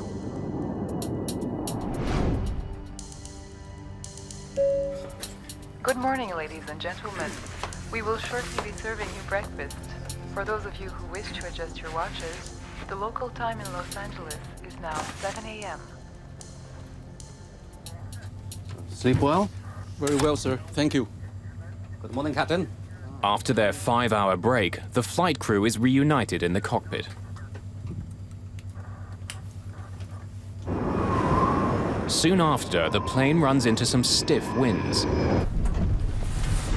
Ladies and gentlemen, this is your captain speaking. We're experiencing some light air turbulence. Please fasten your seatbelt. The autopilot is set to keep the plane flying at 470 kilometers an hour. But with the wind blowing hard, it's increasingly difficult to maintain the speed. For the crew, the bumpy ride suddenly gets more worrying. Engine 4 is giving us weak thrust. There's a problem with one of the engines. The flight engineer throttles up the engine, but it doesn't respond. We're losing speed. Back in economy, Sexan Canyo has also noticed something. You notice the light in that wing isn't flashing anymore. So what? I thought there was some light blinking at the tip of the wing. Looked like a cone. But when I look back this time, I didn't see no cone. Oh, the light in that wing's still flashing. Think you had a few, buddy. Have a seat. In the cockpit, the strange situation suddenly gets much worse. Engine 4 flamed out. The fourth engine stops working completely. Take a look at engine out procedures. Work out a 3-engine cruise altitude. The problem with the fourth engine isn't a complete surprise. At the pre-flight briefing, Captain Ho was told that a repair crew had worked on Engine 4 before the flight. Perhaps the engine still wasn't working properly. We had a snag advisor on Engine 4 before we took off. Yes, sir. Maybe that's it. Without the fourth engine, the plane continues to slow down. Airspeed 240. Call Oakland Center and request a lower altitude. Oakland Center. Dynasty 006, requesting new altitude. Dynasty 006, stand by.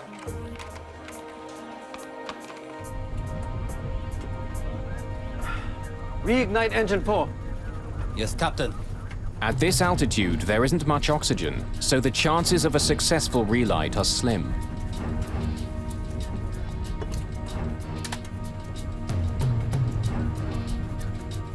No response, Captain. As the crew try to restart their engine, their plane slowly begins to roll to the right. Dynasty 006, you're cleared to flight 240. We're banking right, Captain. Airspeed 230. As the plane continues to turn and slow down, it's in danger of stalling.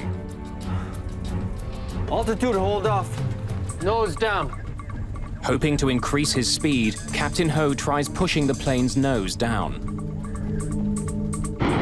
Nothing the crew does seems to help. Their jet is banking more and more steeply. Dynasty Flight 006, Oakland Center, how do you hear me? Airspeed 220. We're banking right, Captain. I'm disengaging autopilot.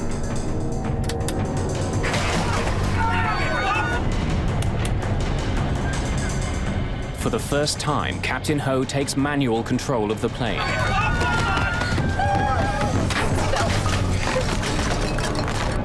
He struggles with the controls, but the plane has veered into thick cloud, and he can't see the horizon as he tries to keep his jet level.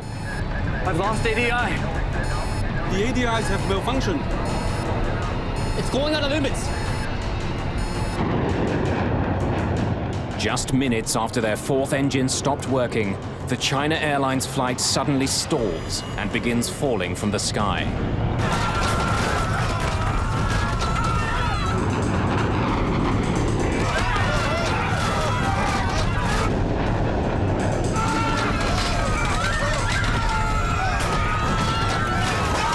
People just popped up like popcorn, hitting the cabin, and all the tray was flying. Hot tea, pots, noodles, and all the luggage in the compartment were hitting people. You could hear rivets popping. It sounded like bullets were hitting the outside of the aircraft, which, you know, we're out in the middle of the ocean. Nobody's shooting at us.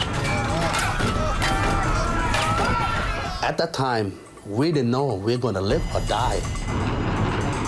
China Airlines Flight 006 is out of control and hurtling towards the ocean.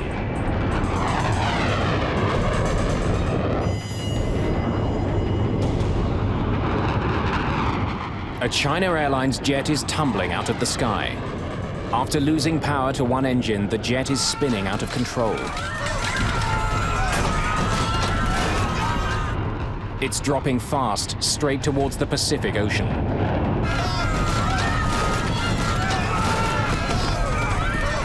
You can see the stewardesses, all these people who didn't have their seatbelt on, they were flying.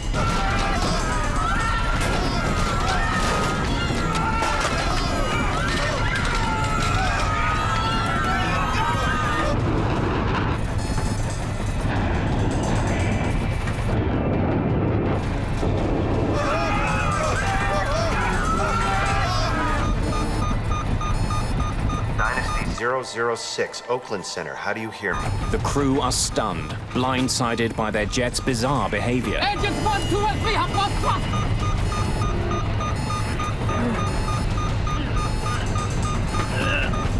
No response, Captain. Dynasty 006, Oakland Center, how do you hear me? Airspeed 270, 280, Dynasty 006, Oakland Center, how do you hear me? Struggling against the plane's wild motion, the flight engineer tries again to restart his fourth engine.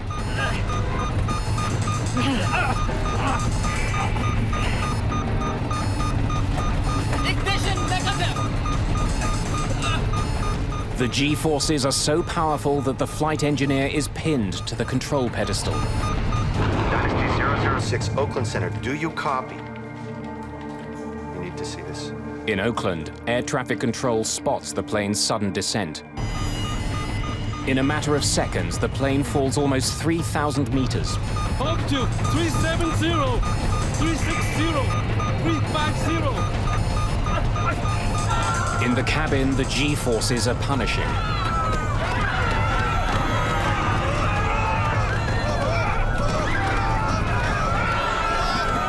I closed my eye. I thought I was gone. I thought the plane just blew up in the mid-air. The plane is about to exceed its maximum speed. Approaching VMO. Tumbling madly through the clouds, the 747 finally starts to pull out of its nosedive. As the plane rights itself, the G-forces change direction. The passengers are pressed to the floor, feeling 5 times their normal weight. I remember looking over at this dignified, older Chinese gentleman who was sitting across the aisle from me. And his face was being contorted like this, like he was lying on his side in a wax museum in a fire. I mean, his face was just all contorted. As the crew struggles to regain control of the plane, it begins to slow down. Airspeed 180 knots and falling. Dynasty 006, Oakland Center, how do you read me? Airspeed 140 knots and falling. The jet is still dropping, but not as fast. This could be the crew's chance to regain control. I knew we were really in trouble because G-forces, instead of being horizontal, started moving around to the vertical. So we were being pushed down into our seats instead of sideways. As their speed continues to fall, the flight engineer reaches desperately for the engine throttles. Airspeed 80 knots and falling.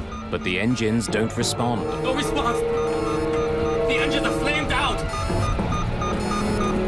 After tumbling 3,000 meters in 30 seconds, the jumbo jet plunges again into another free fall.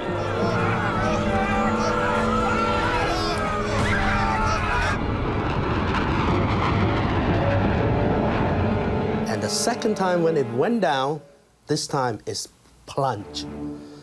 I mean, it went down. The change is swift. Once again, the passengers feel pulled towards the nose of the plane. You know, this airplane is totally out of control. It is going to crash. And stuff. We're sliding around and flying around and shoved to one side and then shoved to another side.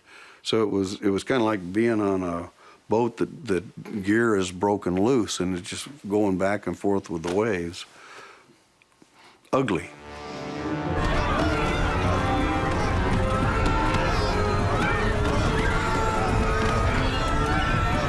My stomach was up to my throat. You smell people urinating in their pants.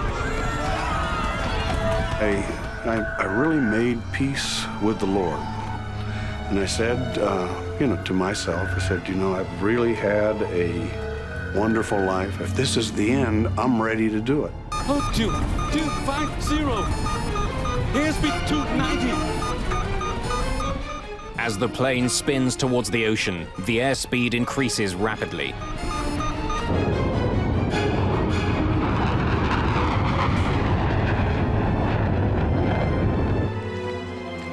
Dynasty 006. With the crews struggling to control the plane, 6 separate calls from air traffic control go unanswered.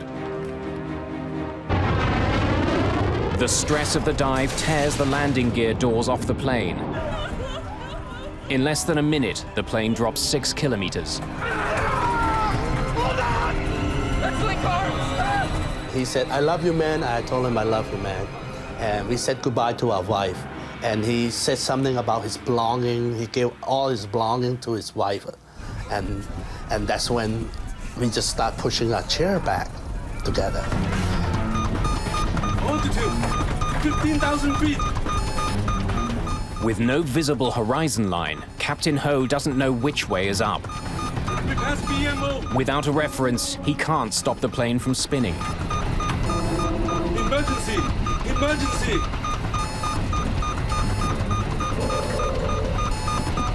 After blindly plunging thousands of meters, the plane finally breaks free from cloud. And when this thing was falling down, it looked like you have a magnifying glass and you went like that, and all of a sudden the white water break becoming closer and closer, faster and faster. It's like incredible, and we thought we were going to die. Altitude, 12,000 feet. As he struggles for control, Captain Ho has only 30 seconds before his crippled plane smashes into the ocean.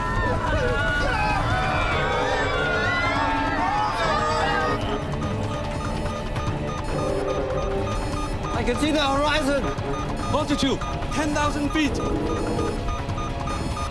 For the first time since beginning his harrowing descent, the captain can now use the horizon line as a reference in leveling the plane. As he tries to pull the plane out of its dive, the passengers pay the price. Their bodies are forced into their seats, battered by another dramatic change in direction. You know, the G-force was so strong, and I weighed 200 pounds, so my weight was almost 1,200 pounds. It's a race against time, and the plane starts to win. ADI is coming back. As the plane finally begins to level, the attitude indicators return to normal. ADI is coming in. More importantly, as mysteriously as the incident began, 3 of the plane's engines regain power. Engines 1, 2, and 3 are coming back. Engine 4 still negative. Reignite engine 4. Yes, Captain.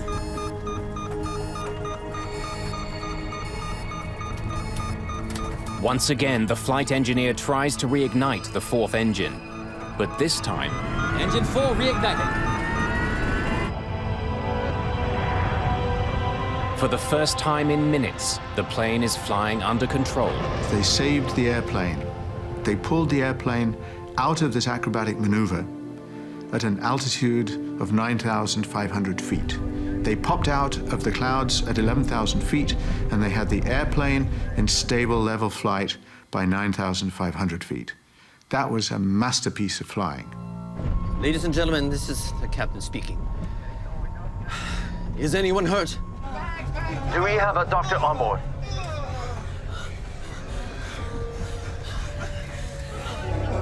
There's a gentleman sitting behind me, all splattered with blood from hitting the compartment.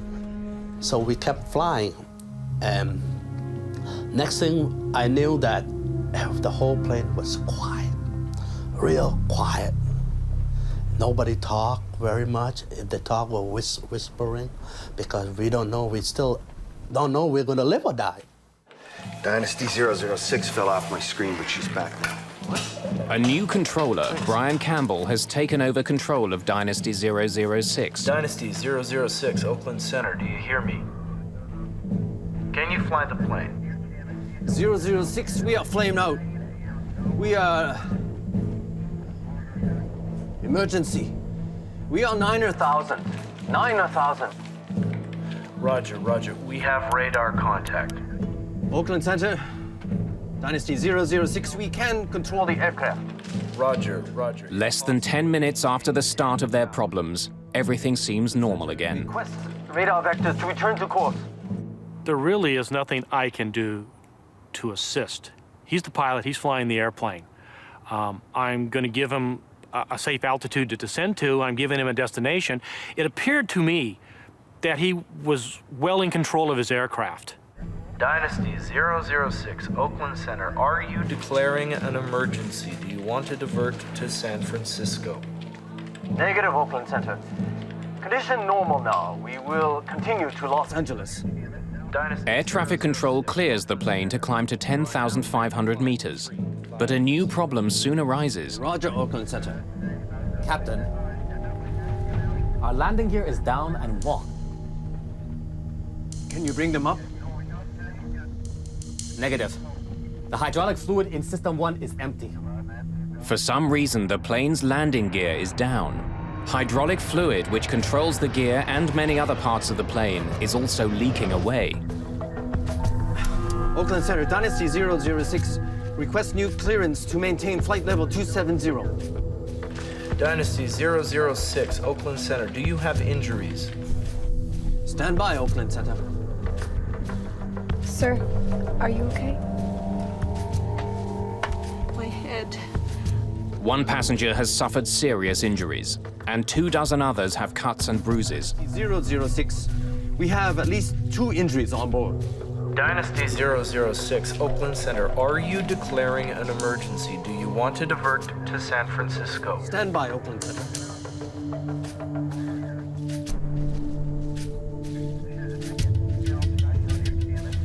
Oakland Center, Dynasty 006. We're declaring an emergency. We request a direct route to San Francisco. Well, they cleared all the other airplanes out of the way. They gave him clear runway, so nobody was waiting. Didn't have to wait for anybody else. He went straight in for a landing. Dynasty 006, Oakland Center, you are now cleared. You are free to descend at pilot's discretion. Captain Ho not only has injuries on board, the plane itself has been severely damaged. His rear elevators, which help control the altitude of the plane, don't seem to be working. Without them, landing his jet safely will be extremely difficult. The problem is, it's a very big airplane and it responds very, very slowly, and you just might not do it before you run out of air. You might hit the ocean. What you need is a very cool head. Captain Ho must now land using varying amounts of engine thrust. After pulling the plane out of its terrifying dive, if he makes one mistake, Flight 006 could still end in disaster.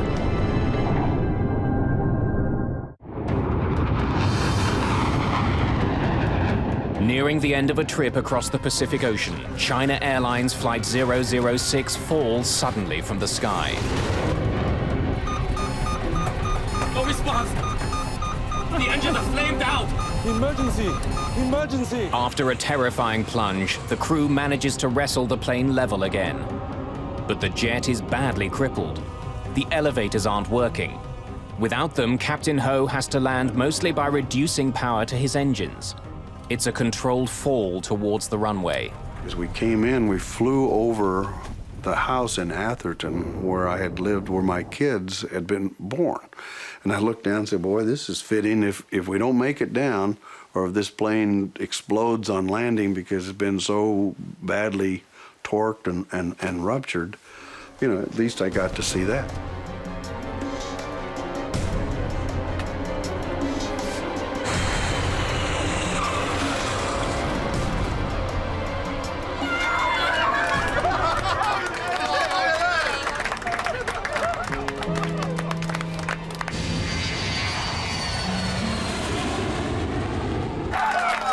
He made one of the best landings I've ever seen. I mean, it was just perfect touchdown. Ladies and gentlemen, this is Captain Ho speaking. Wishing you a safe journey. I hope you enjoyed our uneventful flight. Thank you for flying China Airlines. I thought he was a hero. He saved our life. I mean, how can we fell very... We didn't know how far we fell at that time. And we thought he was a hero and everything was fine.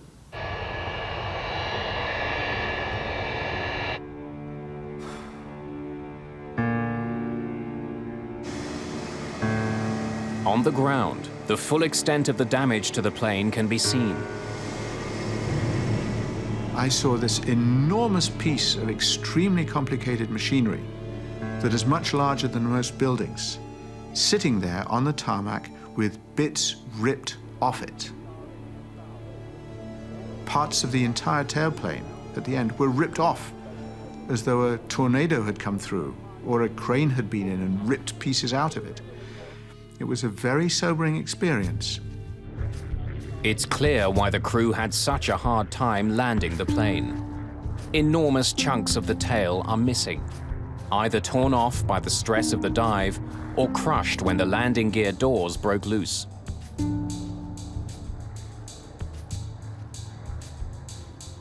If the damage had been much more severe, the crew wouldn't have been able to regain control of their jet. 24 passengers have minor injuries. Only one requires hospitalization, but is soon released. A near disaster was avoided. But what had gone wrong in the first place? The National Transportation Safety Board arrived that very day and launched their investigation. The cockpit voice recorder is sent to Washington, but it's designed to tape over itself every 30 minutes.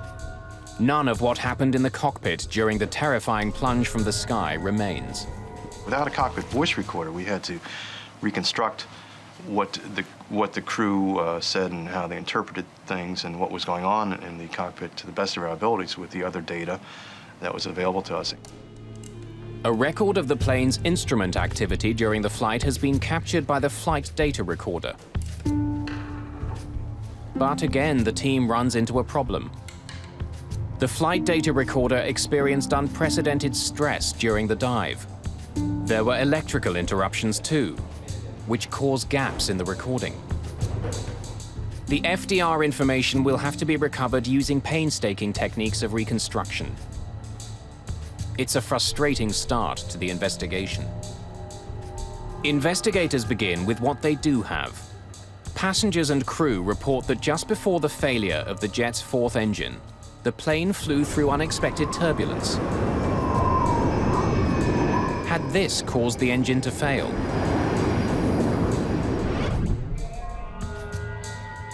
Satellite weather maps revealed that there was indeed heavy air turbulence over the Pacific. But it wasn't severe enough to cause engine failure.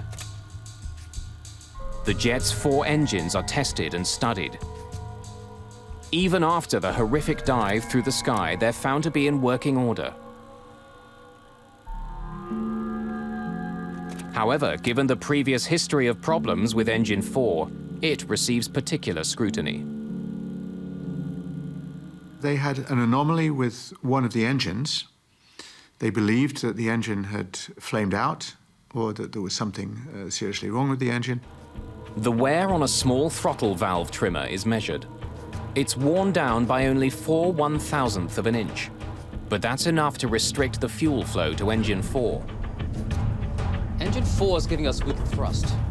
Investigators determined that at 12,000 meters, Engine 4 did indeed deliver weaker than normal thrust. It's known as a hung engine. The aircraft logbook reveals that Engine 4 had been written up on 2 previous occasions just the week before. Perhaps the engine wasn't properly fixed, which led to the China Airlines mishap. The NTSB decided to dig deeper into the history of maintenance on Engine 4.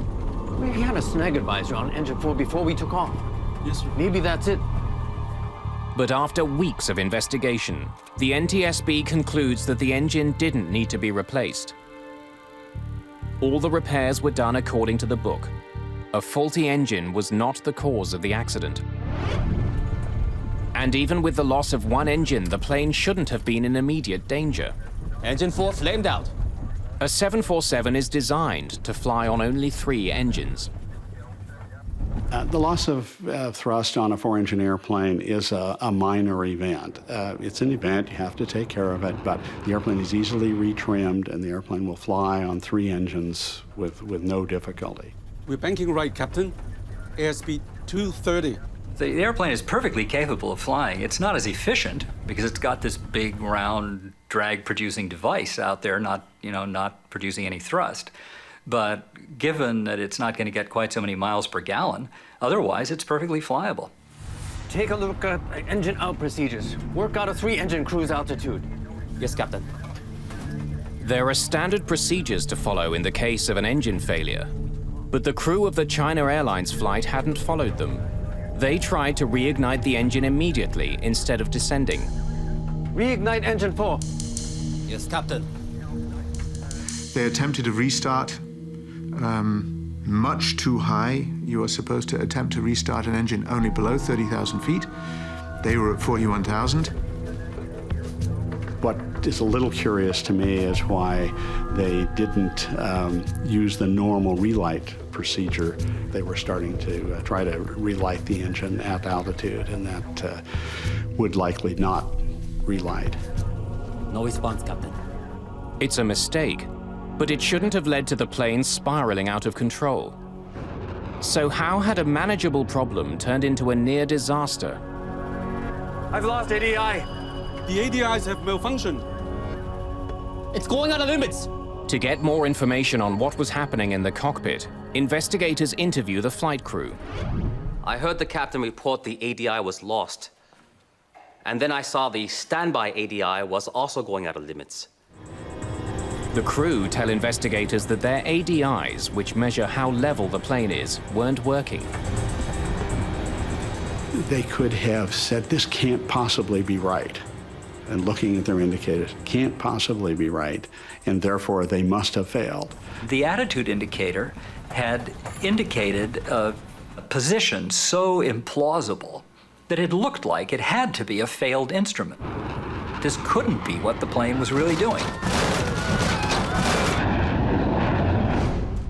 But in fact, when the ADIs are studied by the NTSB, they're all found to be perfectly normal. When we started banking right, engine 4 was already flamed out. We started to descend faster, and engines 1, 2, and 3 also failed. Engines 1, 2, and 3 have lost thrust! NTSB investigators are even more confused when the crew tells them that all of their engines had failed. No response, Captain! With the exception of engine 4, the flight data recorder indicates that the other 3 engines were working the entire flight. Ignition negative! If the engines had all failed, there would have been a host of other problems, such as cabin depressurization, but that didn't happen.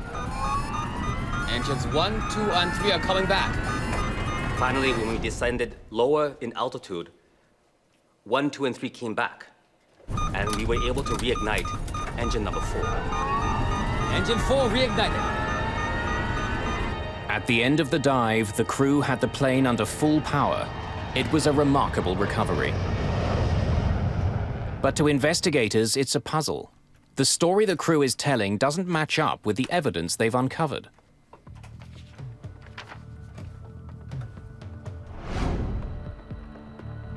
After months of investigation, the NTSB team slowly pieced together a reenactment of the plane's near catastrophe over the Pacific. It includes information from the reconstructed flight recorder, personal interviews, and the air traffic control transcript. When the work is complete, there's only one conclusion. Apart from a problem with a small valve, there was nothing wrong with the 747 before it plunged from the sky. In fact, it was the crew that made a series of fateful decisions that almost crashed the plane.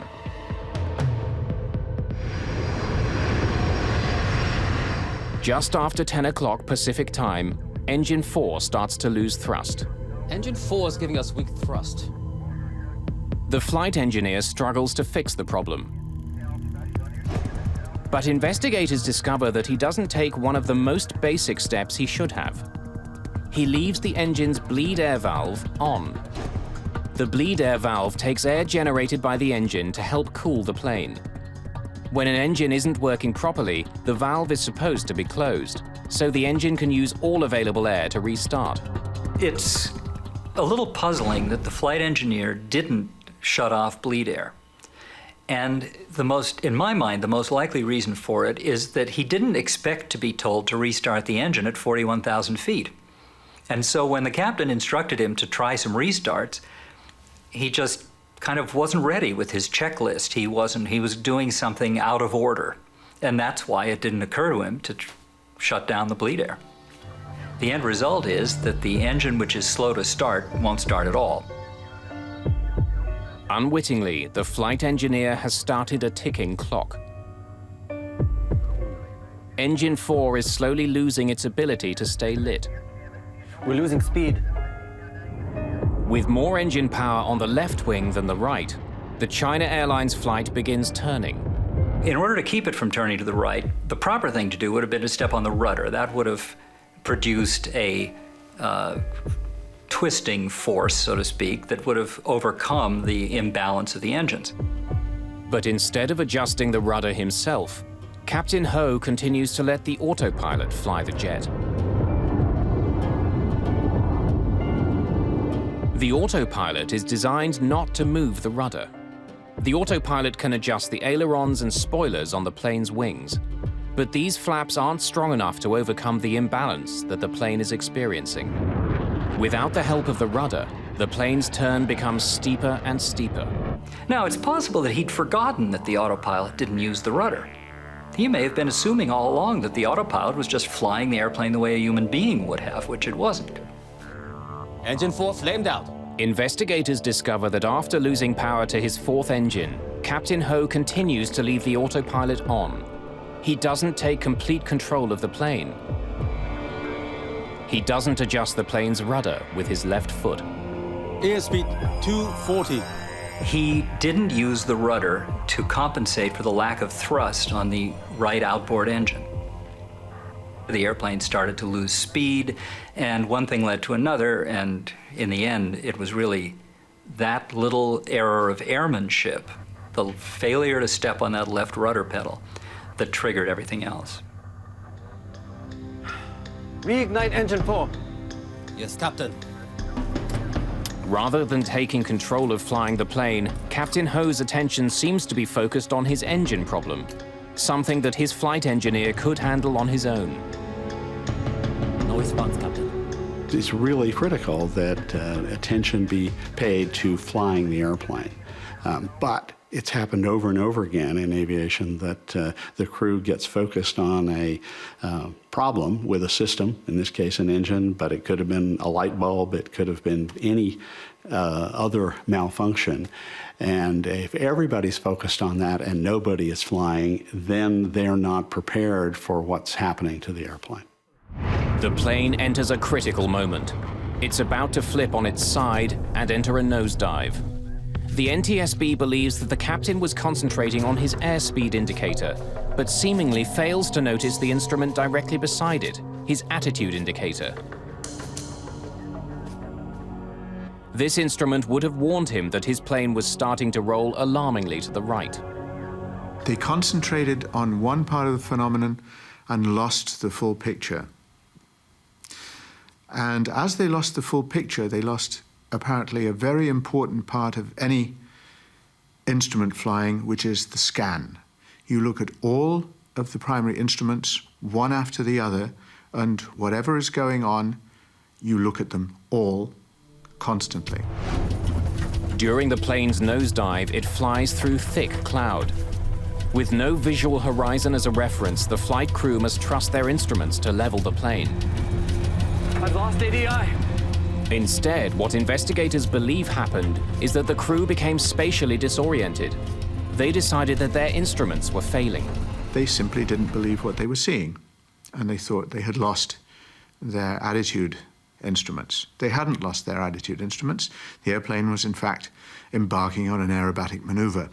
The most probable reason for all three crew members believing something so unlikely as that all attitude indicators could malfunction in the same way at the same time is that the way in which they malfunctioned was so unexpected and strange that it didn't seem to correspond to any possible thing that the airplane could be doing. The airplane had in fact rolled over on its back and gone into a vertical dive, and that's something that Boeing 747s don't typically do. As the plane begins tumbling towards the ocean, another critical lapse in judgment occurs. The standby ADI was also going out of limits.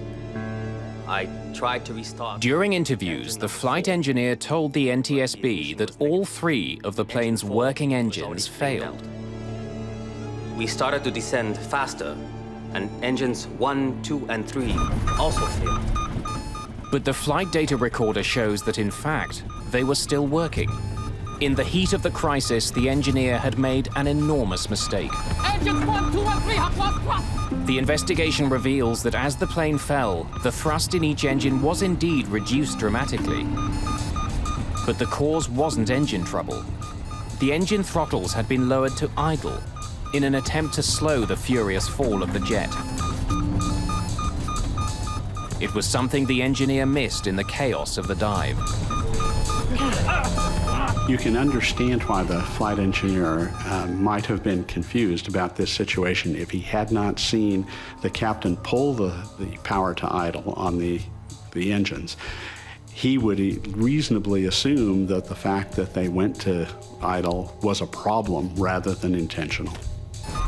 Investigators also believe that they know why the engines didn't give the crew more power when the engineer tried to throttle them up.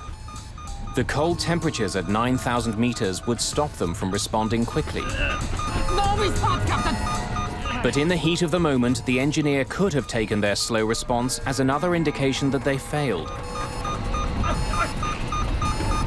The NTSB discovers that indeed gauges in the generator panel behind the engineer showed that the 3 engines were still firing. Ignition negative! But the gravitational force became so powerful, the engineer couldn't look back.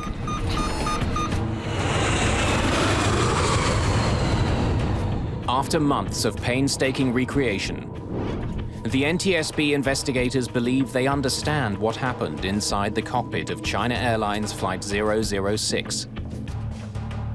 But what they don't understand is why. The crew's medical records are examined. Was there something wrong with the captain that might explain the bizarre behavior? Nothing turns up.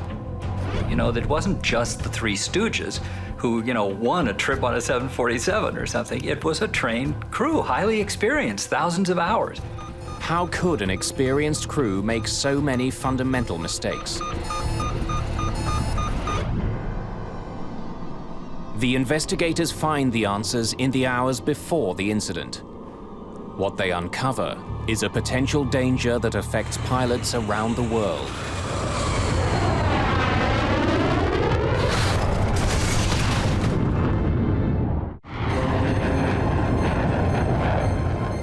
In 1985, a series of small pilot errors lead to a terrifying plunge from the sky.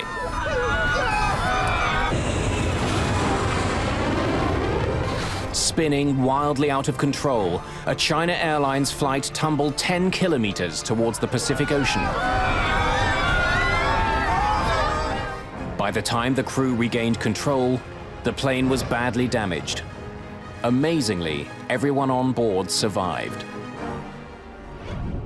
Investigators have uncovered a series of mistakes which nearly led to the death of everyone on board China Airlines Flight 006. But how could an experienced, well-trained and healthy crew make so many mistakes? The NTSB team decides to examine all of the factors affecting human behavior, including a new field of research. For the first time, as far as I know, in a report, the circadian rhythms, the biorhythms, the day and night functioning of the body was seriously taken into account as a possible explanation of why an extremely experienced Boeing 747 captain didn't notice things that to other pilots might have seemed obvious, such as the fact that his airplane was busy flipping on his back when he was attempting to deal with an engine problem. Although Captain Ho had the required 15 hours off duty before flying that day, the NTSB investigators take a closer look at the captain's schedule before the night of the flight. I do not think I was fatigued. I can't say I slept well during the flight. This accident occurred at what would be about 2 a.m. local time. And that's pretty significant. Most people are asleep around 2 a.m. So this incident occurred at a point in his, what are called circadian rhythms, in his body clock, where he would be at his deepest sleep. I remember also that he had gone back into, there was a crew rest area on the 747, and he said he'd rested for 5 hours and slept for 2. But another thing I remember from his interview is he said, you never really sleep well on the airplane. captain never sleep well during a flight. I worked many years for this airline, but I never have this problem before. That seemed like a very true statement. You know, it's hard to get a really solid sleep on the airplane, particularly if you're the person in command, as he was. So, putting it all together, we saw this was an experienced crew, a qualified crew, and they were flying on a schedule that would make them susceptible to some of the negative or adverse effects of fatigue. During 6 flights in the previous 6 days, Captain Ho had covered a total of 18 time zones. Thought I'd keep you company. The NTSB research suggests that desynchronisis, or jet lag, may have been a cause. And I think all these factors certainly would have contributed to his being performing at less than his full potential at the time. Investigators also take a closer look at the very machinery that is supposed to make long-distance flying easier. Take a look at engine out procedures. Work out a 3-engine cruise altitude. Yes, Captain. We have people in the front of airplanes because we believe that in circumstances which nobody has foreseen, the human being in the front of the airplane can react creatively, can solve a problem that nobody has thought about before in real time. And automation can't solve problems that nobody has thought about before in real time in quite the same way. The NTSB concludes that possibly fatigued from air travel and bored by the monotony of his tasks. We're banking right, Captain. I'm disengaging autopilot. The captain relied on his autopilot for too long. When he should have taken direct control, he hesitated, trusting his systems. That is obviously a failure. The crew didn't behave as they should have behaved. Pilot error. As a result of the China Airlines near mishap and other incidents around the same time, aircraft manufacturers began to rethink the design of their automated systems. The idea of the automation is that it's going to help the human do the human's job. It's going to help the human take the airplane from the gate to the gate at the other end, and it's going to help along the way. Boeing makes use of this particular incident to say we still want the crew to have full authority so that they can move the controls as far as it's physically possible to move them and to manage the airplane, even if it may bend the airplane. It is better to do that than to restrict the pilot's authority and then have him guess whether or not he's in charge or the computer's in charge. Whatever mistakes the flight crew made that day, they did succeed in their ultimate task. They flew the airplane well. They did an excellent job with the approach afterward. They were careful with the airplane. They knew the airplane had been damaged. They didn't know the severity of it. They were gentle with the maneuvering and yet tested enough to make sure that they wouldn't get themselves in further trouble as they made the approach to landing. The one big thing they did right, and one only ever needs to do one big thing, is they saved the airplane. And in principle, that's all you ever need to do right when something happens to your airplane. You need to save the airplane and you need to save the passengers, and that's what they did.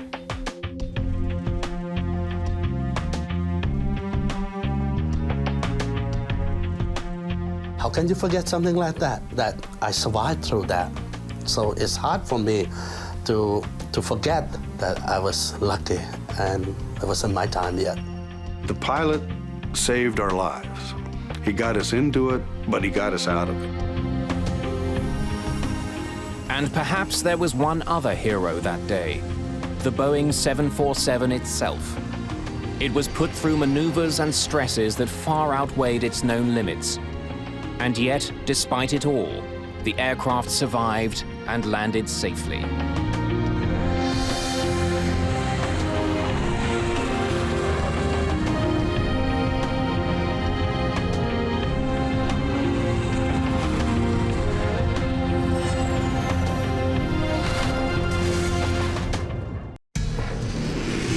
Medium 522, do you read? High above Athens, fighter jets track a 737 as it circles the city. 522, do you read? Over. There's no answer from the passenger plane, but there is someone at the controls. More than 100 people are on board. Everybody's mind was going to a hijack or terrorist. There is one person moving in the cockpit. Repeat, there is one What person. happened to the crew and passengers? 522, do you read? Over. And who is flying the plane? Helios 522, do you read? Over.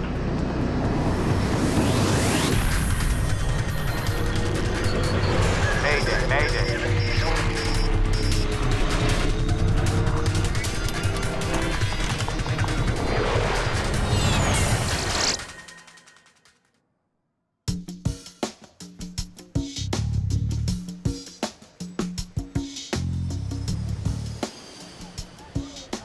Early morning, August the 14th, 2005. The cabin crew of Helios Airways Flight 522 are preparing for their trip from the island of Cyprus to Athens, Greece. Sure is a beautiful day. Maybe I shouldn't have come in. Andreas Prodromou is 25. He isn't supposed to be working today, but he's taken the flight to spend some time with his girlfriend, who also works for Helios. It's the sort of day I'd like to be out flying. You will, Andreas. Prodromou is a flight attendant now, but he has bigger plans. One day, he wants to fly for Helios. Το όνειρο του ήταν να γίνει επαγγελματίας πιλότος. His dream was to become a professional Για pilot. πολλούς λόγους. Εγώ Personally, ήθελα να I γίνει wanted στη him to stay δουλειά in the μας, family να μείνει business. μαζί μου, αλλά We often talked about παρόλο this. που έκαμε κάποιο διάστημα κοντά μου, We've got company. Stay warm at the back. I will.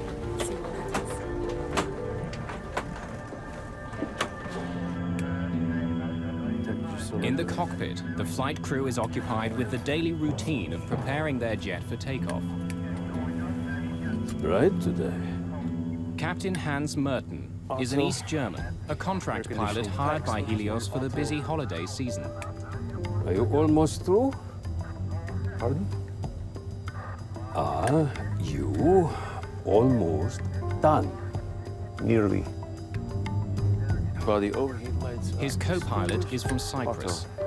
Pambos Charalambous has been working exclusively for Helios for the last 5 years.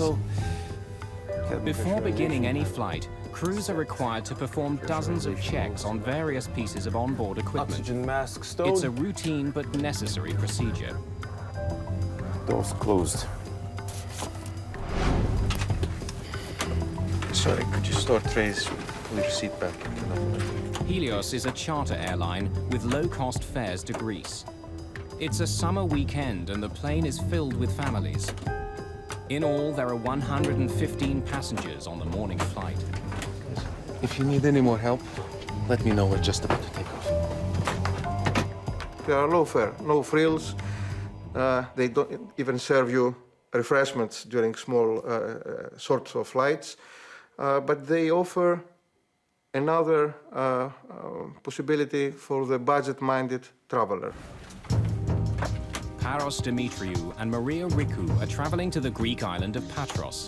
They've just got engaged. They booked this holiday a month or more than a month ago. It was like a honeymoon for them. Flight attendants, please take your seats. Prepare to take off.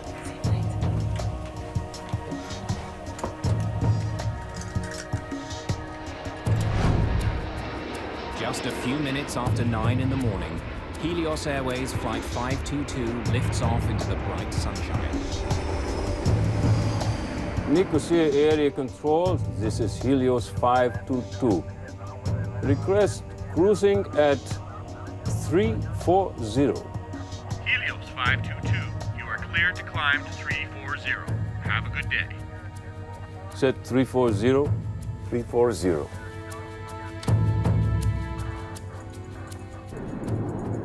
Minutes into the flight, the plane is still climbing towards its cruising altitude. Suddenly, an alarm blares in the cockpit. What is it? The takeoff config warning? The flight crew is confused. The takeoff configuration alarm normally only sounds on the ground. It tells pilots their jet isn't ready for takeoff. The crew doesn't know why it's sounding now. Uncertain what the problem is, the captain radios the Helios Operations Center at Larnaca Airport back in Cyprus. Operations, this is Flight 522, over.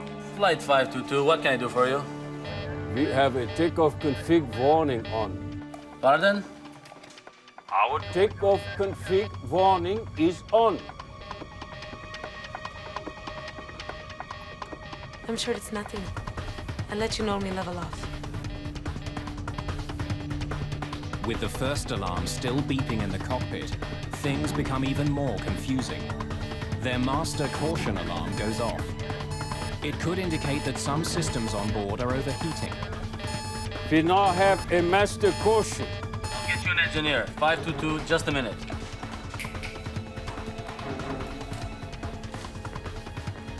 I find him very hard to understand. His accent is quite thick. Flight 522, what can I do for you? The ventilation cooling fan lights are off.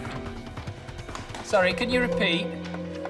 While the pilots and ground engineers try to troubleshoot the two alarms, most passengers have no idea there's a problem until... Everyone, stay calm. Please remain seated. Everyone, please put the oxygen masks on completely over your mouth and nose. The protocol was immediately to secure yourself, grab an oxygen mask, stay in your seat. If you can help passengers without getting up, you could help them, and you should help them, but you would not risk the safety of any cabin crew member to go and help a passenger which is 5 or 6 rows further up. Their procedure would be to grab their mask, don it, and wait for the aircraft to level off or commence with the descent. No one in the cabin knows what the problem is. They're waiting for information from the cockpit. The pilots are unaware that the oxygen masks in the cabin have dropped, and they still don't know why their takeoff configuration warning is on, or why their systems are overheating. Both of my equipment cooling lights are off. This is normal. Can you please confirm your problem? But the engineer on the ground is struggling to get a clear picture of what's happening in the air. They are not switched off. Can you confirm that the pressurization panel is set to auto? Where are my equipment cooling circuit breakers? Behind the captain's seat. Can you see them? What's going on? There's something wrong with the electrics on 522. I had something to pick up from operations, so I was there. I figured, oh, not again, one of our problems. So I left. Oh, good luck. The problem doesn't seem serious, but as the plane continues to climb, passengers still haven't received any information from the cockpit. Helios 522, can you see the circuit breakers? And now the engineer on the ground loses contact with the aircraft. Helios 522, can you hear me? It's less than 30 minutes after takeoff, and Flight 522 is still on course. The plane is high above the Mediterranean Sea and headed straight towards Athens.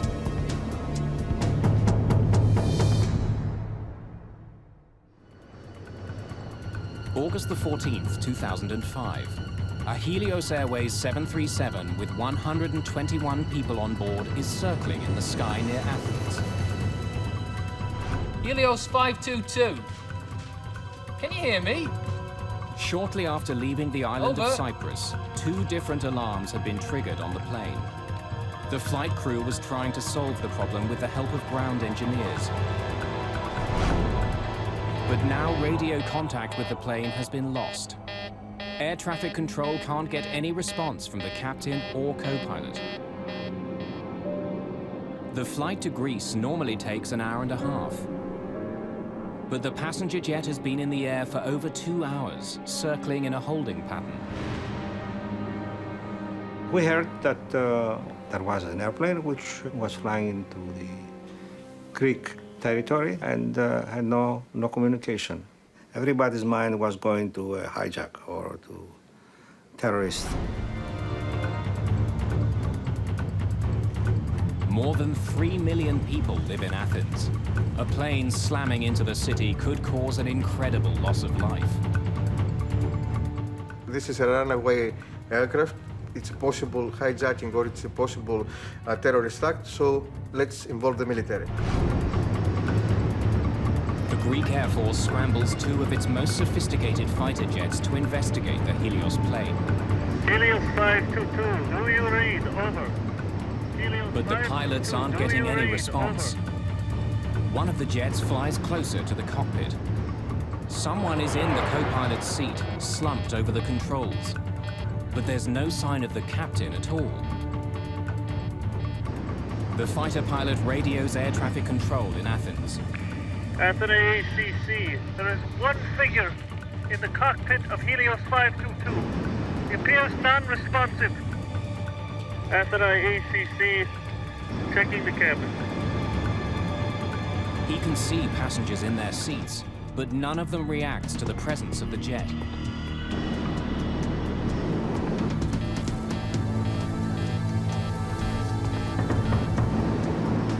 Then the pilot sees someone moving in the cockpit.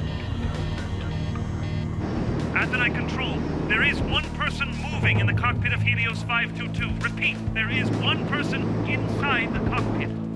Helios 522, do you read? Over. Helios 522, over. Flight HCY 522, this is Athene radar control. How do The you hear? F-16s continue shadowing the jet, but there's no response at all from the cockpit. One of them was actually in a shooting position behind the 737. The other one was nearby the cockpit and he was trying to communicate visually with the person in the cockpit. Suddenly, the 737 turns left and begins to quickly descend. Athens ACC, Helios 522 turning sharply. Following down. From more than 10,000 meters, the plane drops towards the ground. There is no structural failure, there is no fire, there is no problem, obvious problem from the external view with the plane. Helios 522, over. Do you read? Helios 522. Do you read? Over. Then, 2,100 meters above the ground, the person in the captain's seat acknowledges the fighter jet for the very first time. But no words are exchanged. Neither the fighter pilot nor local air traffic control can make radio contact with the jet. Just after 12 o'clock, almost 3 hours after it took off from the island of Cyprus, Helios Flight 522 slams into the ground.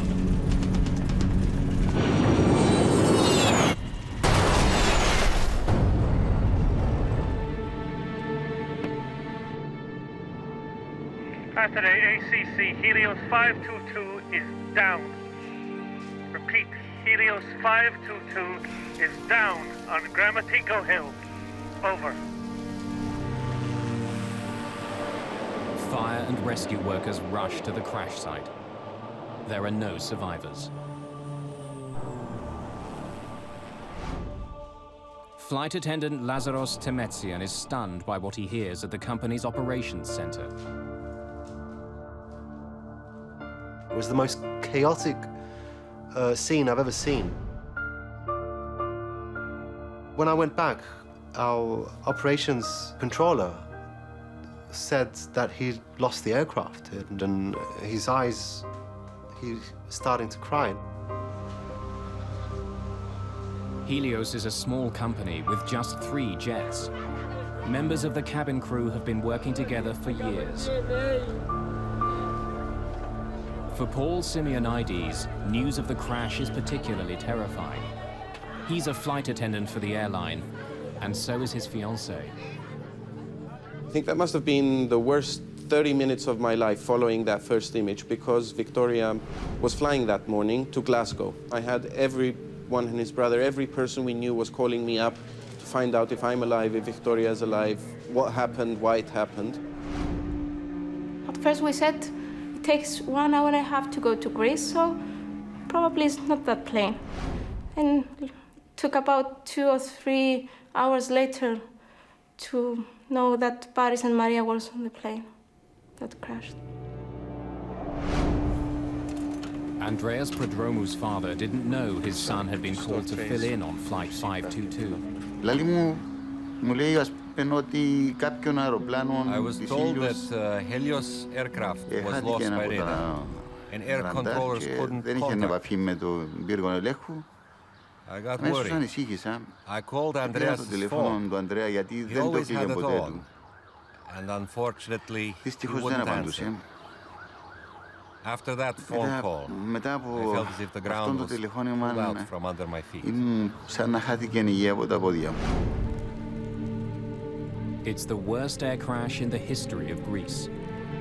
Most of the 121 victims are from Cyprus. The small island nation declares 3 days of mourning following the crash. It's an eerie disaster. For over an hour, air traffic controllers watched the passenger jet fly in radio silence closer and closer to Athens, with no idea what was happening inside the jet. Now, piece by piece, investigators are trying to find out. So we climbed over the hill, and there we were, facing this situation, which was beyond any description. I saw a great area in front of me, which was burning. It was black. Burning, people spread, pieces of the airplane. Είναι πράγματι μια It is a truly nightmarish εφιαλτικό sight. τοπίο. I hope that I never experience it again. Εύχομαι να μην τη ξαναζήσω. It was terrible. Δεν είναι Just κακή στιγμή, terrible. πάρα πολύ κακή στιγμή. Investigators immediately start looking for the cause of the crash. In the early days, their efforts take a frustrating turn. They recover the box containing the cockpit voice recorder, but the recorder itself has been thrown clear. It was difficult for us because we first found the case of the CVR very badly damaged, and we could not find the machine itself. Investigators need to know what happened to the pilots. Without the cockpit voice recorder, they have little to go on. So keep looking. Let's hope we can find it.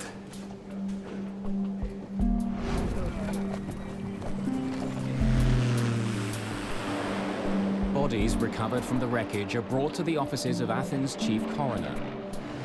Autopsies add more mystery to the case. Everyone on board the plane was alive at the time of the crash. Υπήρχαν σενάρια There were scenarios at the εκείνης της time that they στιγμής had all died in ότι ήταν midair. όλοι νεκροί στον the αέρα. truth- Η αιτία θανάτου They did είναι not die from σαφής, inhaling a toxic substance in the airplane. που την επανέλαβα an πιο explosion. πάνω. Δεν people υπάρχει died καμία on απολύτως αμφιβολία. Οι άνθρωποι σκοτώθηκαν. But if the passengers were alive the entire flight, why didn't the pilot of the fighter jet see any activity inside the cabin? And who was at the controls as the jet circled over Athens?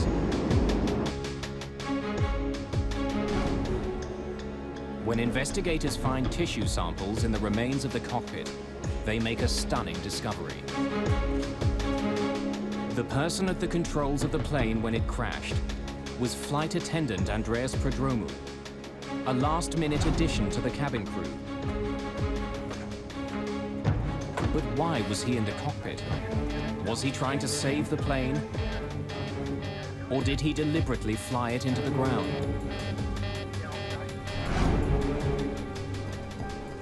Several days after finding the outer case of the cockpit voice recorder, investigators find the recording itself. When Chief Investigator Tsoulakis listens to the final moments of the flight, it answers a vital question. Mayday. Mayday. This was no Helios terrorist Airways. act. Flight 522. Prodromou was Nothing. calling for help. Mayday. Tsoulakis hears 5 separate maydays on the tape, even though none of them were heard by the air traffic controllers. Από την πρώτη στιγμή που άκουσα ότι κάποιον πρόσωπο ήταν στο From the first πιλωτήριο, moment that they saw someone in the cockpit, δεν ήταν δηλός believe me, I was άνθρωπος. certain it was Andreas. Ήταν γνώστης του αντικειμένου wasn't a coward. του αεροπλάνου. Πίστευα ότι θα είχε τη He knew δύναμη να something μπορούσε about να planes, κάνει and οτιδήποτε he had αν the capacity to do έμπαιρνε something. πιο νωρίς για να μπορέσουν να σωθούν οι άνθρωποι μέσα στο αεροπλάνο. In fact, Prodromou had his commercial pilot's It is a license. beautiful day. It was the first step towards his goal of becoming a captain for Helios. It's the sort of day I'd like to be out flying. Oh, you will, Andreas. But all of his training wouldn't have helped save the jet. When he was seen at the controls, Flight 522 had been in the air for almost 3 hours. And the reason the Helios plane seemed to veer away from the F-16s following it was because its left engine was out of fuel. No matter what caused the alarms to sound, the ultimate reason for the crash was simple. The DFTR and the CVR gave us absolute proof that the plane ran out of fuel. And this was the cause of the crash. Scheduled as a 90-minute flight, the plane didn't have enough fuel to stay in the air for over 3 hours. But why had the plane flown so much longer than it was supposed to? Tsoulakis now knows who was in the cockpit of the plane and why it crashed. But to fully understand the mystery, he needs more information. Mayday. His investigators uncover a suspicious history of maintenance issues with the Helios jet. Issues that could help explain what happened on Flight 522. Less than a year before the crash, the same aircraft had suffered a rapid decompression.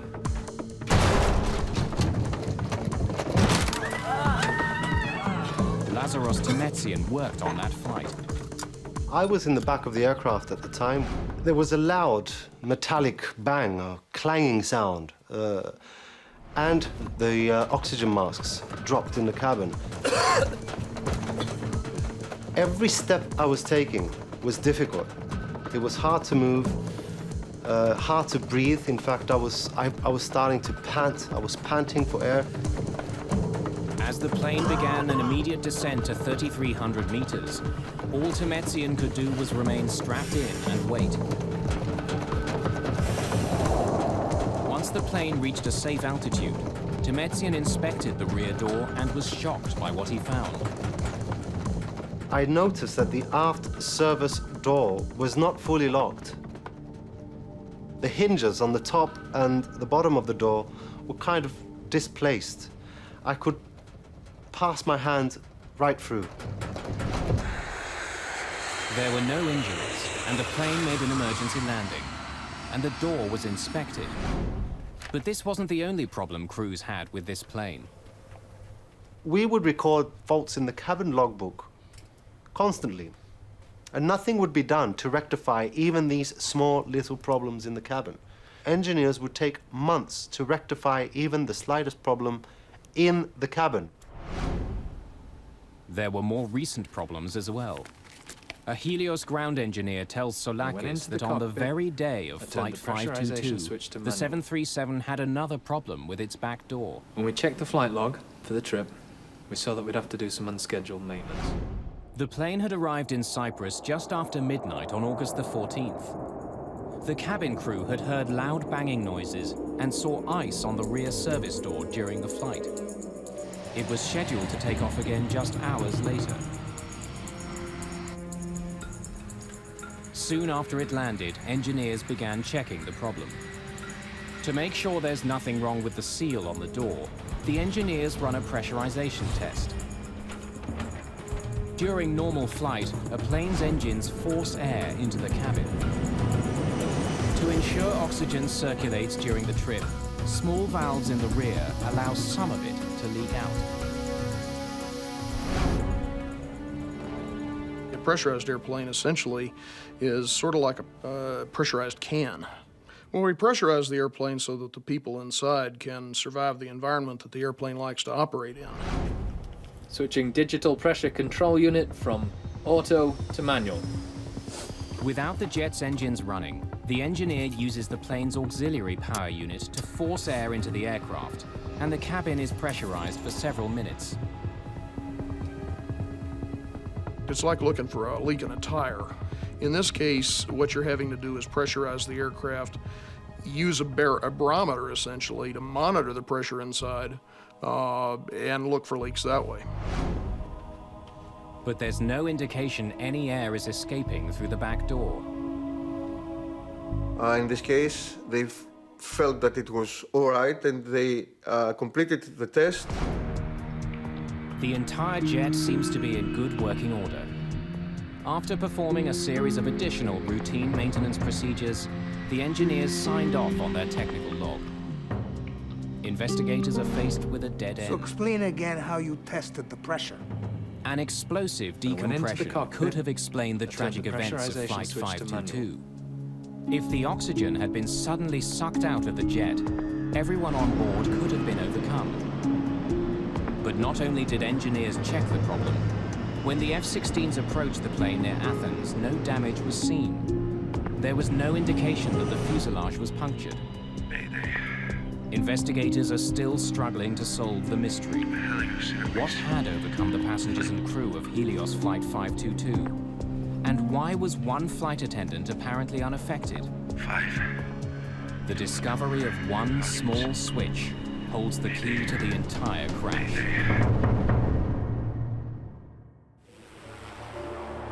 The crash of Helios Flight 522 is one of the most mysterious air disasters ever. Helios 522, do you read? Over? All investigators know for sure is that shortly after takeoff, the crew stopped communicating with air traffic controllers. Helios 522, over. Mayday. Then, after 2.5 hours in the air, one of the plane's flight attendants was seen at the controls. Eventually, the plane ran out of fuel and crashed, killing 121 people. But investigators are stumped. They still don't know what had happened to the plane's captain or the rest of the crew. Tell me about what happened the day of the flight. They concentrate on the conversation between the pilot and the Helios engineer shortly after takeoff. As the plane passed through 3,700 meters, an alarm sounded in the cockpit. Operations, this is Flight 522, over. Flight 522, what can I do for you? We have a takeoff config warning on. Pardon? Our takeoff config warning is on. Usually, the takeoff config warning is only triggered on the runway. But wreckage recovered at the crash site reveals no problems with the plane's flaps, landing gear, or anything else that could trigger the alarm. So why had it sounded? Chief Investigator Akrivos Tsolakis focuses on a small control panel found in the wreckage of the ravaged jet. Are you sure this is the way it was found? It hasn't been moved at all. We were lucky finding this panel, which had the switch on the manual position, was a major one. Helios. The P5 pressurization panel ensures that passengers have enough air to breathe, even at high altitudes. Normally, pressurization takes place automatically. As the jet climbs, its engines force air into the plane as they power it through the sky. But when the pressurization switch is set to manual, both the captain and co-pilot are responsible for maintaining the cabin atmosphere using a controller. So explain again how you tested the pressure. I went into the cockpit, I turned the pressurization switch to manual. Soulakis learns that during the early morning maintenance check on Helios 522, ground engineers had turned the P5 switch to manual. That allowed them to use the onboard generators to test the pressure seals on the plane's rear door without starting the engines. When the test was over, they didn't turn the switch back to automatic. The procedure of pressurizing the aircraft has to do with setting the pressurization system from auto to manual. They were supposed to return the selector to the auto position.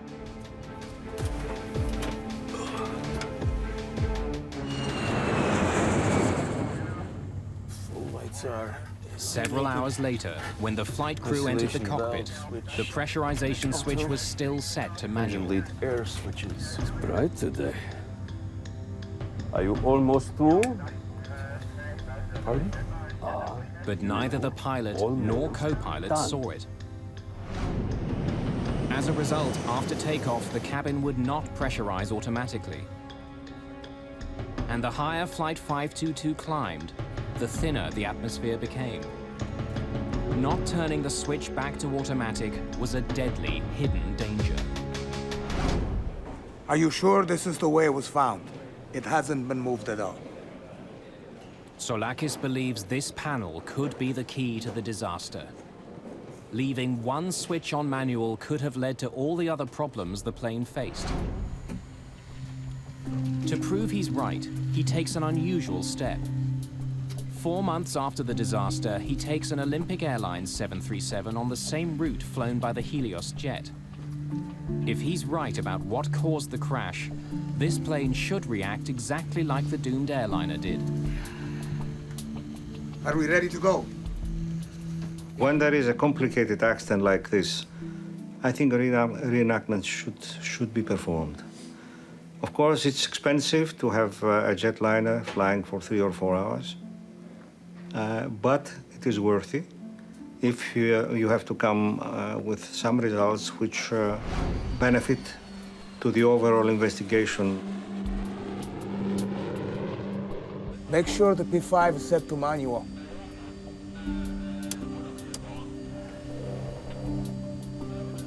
It's hard to see. In the cockpit, Soulakis has the crew turn the pressurization switch to manual. A green light indicates it's no longer on automatic. But in the bright glare of an early morning departure, the light is hard to see. As the reenactment flight climbs, oxygen is thinning quickly in the aircraft. The same thing happened on the Helios flight, triggering an alarm. What is it? The takeoff config warning? The alarm sounded, and that alarm was misinterpreted. Most of flight crew, they will never face an alarm with no pressurization in all their flight career because it's a rare event. Soulakis confirms that the alarm went off because of the dangerously low air pressure in the aircraft. But he also discovers that the sound itself is identical to the takeoff config warning. We have a takeoff config warning on. But even if the flight crew did misinterpret the first alarm, they still had another chance to determine what the real problem was. At almost 5,000 meters, the plane's master caution light flashed on and stayed on for almost a minute. We now have a master caution. But once again, the pilots misinterpreted the cause of the alarm. The master caution light can indicate that the plane's systems are overheating.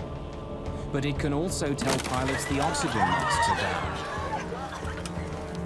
In this case, it was doing both at the same time. But since the crew didn't think they were having pressurization problems, they focused on the plane's cooling systems. The alarm about the non-cooling was a side effect of non-pressurization. Actually, it was not really that there was a high temperature inside the avionics bay, but it was the sensors that they were supposed to measure the temperature and the pressure in that area sensed that something was wrong. On On the recreation flight, investigators monitor instruments recording the same events occurring on board their aircraft. At the same time, they also begin to feel the effects of the lack of oxygen. The first feelings you'd start to have were your ears would pop and you'd start feeling pressure in your sinuses. As you climb higher, you begin to feel almost giddy. It's almost like having a couple of drinks of alcohol. The dwindling oxygen levels could also help explain some of the crew's bizarre behavior.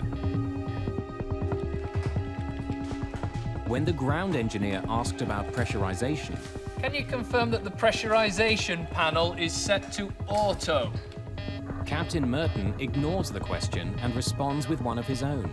Where are my equipment cooling circuit breakers? You really don't notice it at first. It's amazing how subtle it can be in the early phases. They'd start feeling dizzy. They begin to lose the ability to think coherently. In a way, it traps you into the situation. You can't react to anything. Eventually, you're going to lose consciousness. Soulakis believes that the captain may have been checking on the circuit breakers behind his seat when he and the co-pilot finally ran out of air. And unlike in the cabin, the oxygen masks in the cockpit do not automatically deploy if the atmosphere begins to thin. Helios 522. Can you hear me? On the other side of the locked cockpit door, no one in the cabin would have known that the plane was now flying itself. Nor would they have realized that a limitation of the passenger oxygen system had sealed the fate of everyone in the cabin. Passenger masks are supplied by a chemical generator above their seats. But the generators only produce enough oxygen to last about 12 minutes. Well, the problem with the passenger masks is, for one thing, they're not designed to keep you oxygenated at a high altitude. What they're designed to do is give you enough oxygen so that you can survive until the pilots get the airplane down to a low altitude. In almost every event where we've had a decompression, that's been perfectly adequate. For those who did put their masks on, they would have remained conscious for several minutes until their oxygen ran out. Then they too would have passed out. Once you get up to 34,000 feet, you're talking useful consciousness of 30 to 60 seconds. Most of the people, once the hypoxia begins to cause them to lose consciousness, they're just going to go to sleep. Without a flight crew, Helios 522 would have continued to Athens on autopilot. When the crew didn't take control, the autopilot would have put the jet in a holding pattern as it flew over the airport.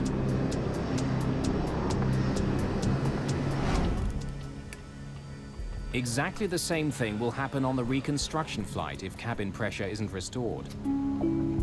Soulakis asks the co-pilot to reset the P5 panel to auto before the jet continues to climb to its cruising altitude of just over 10,000 meters.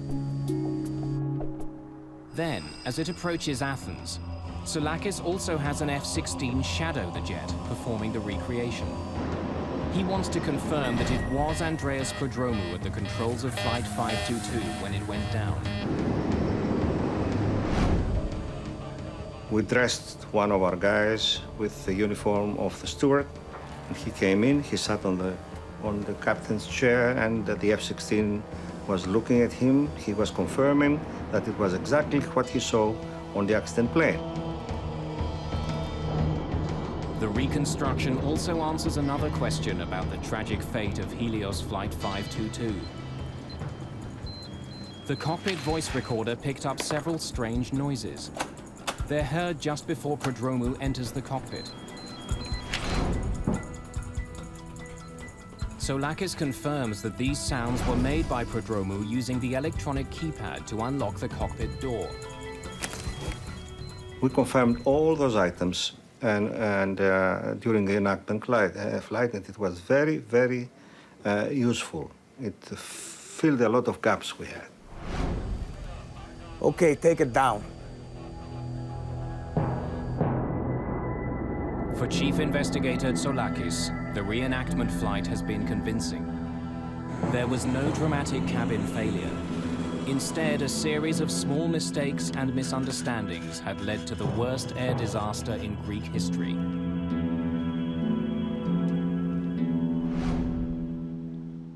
"15 months after the crash, Greek authorities released the official report on Helios Airways Flight 522. But mysteries remain. What was happening in the cabin while the doomed airplane flew towards Athens? And why was Andreas Prodromou the only one conscious at the very end?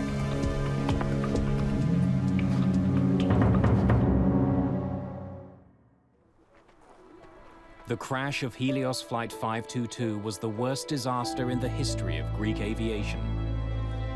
Like many crashes, it was a fatal combination of mechanical problems and human error. The final accident report details a tragic series of oversights and false assumptions made by the flight crew. Problems that could have been easily prevented turned deadly for all 121 people on board. Where are my equipment cooling circuit breakers? Behind the captain's seat. Can you see them?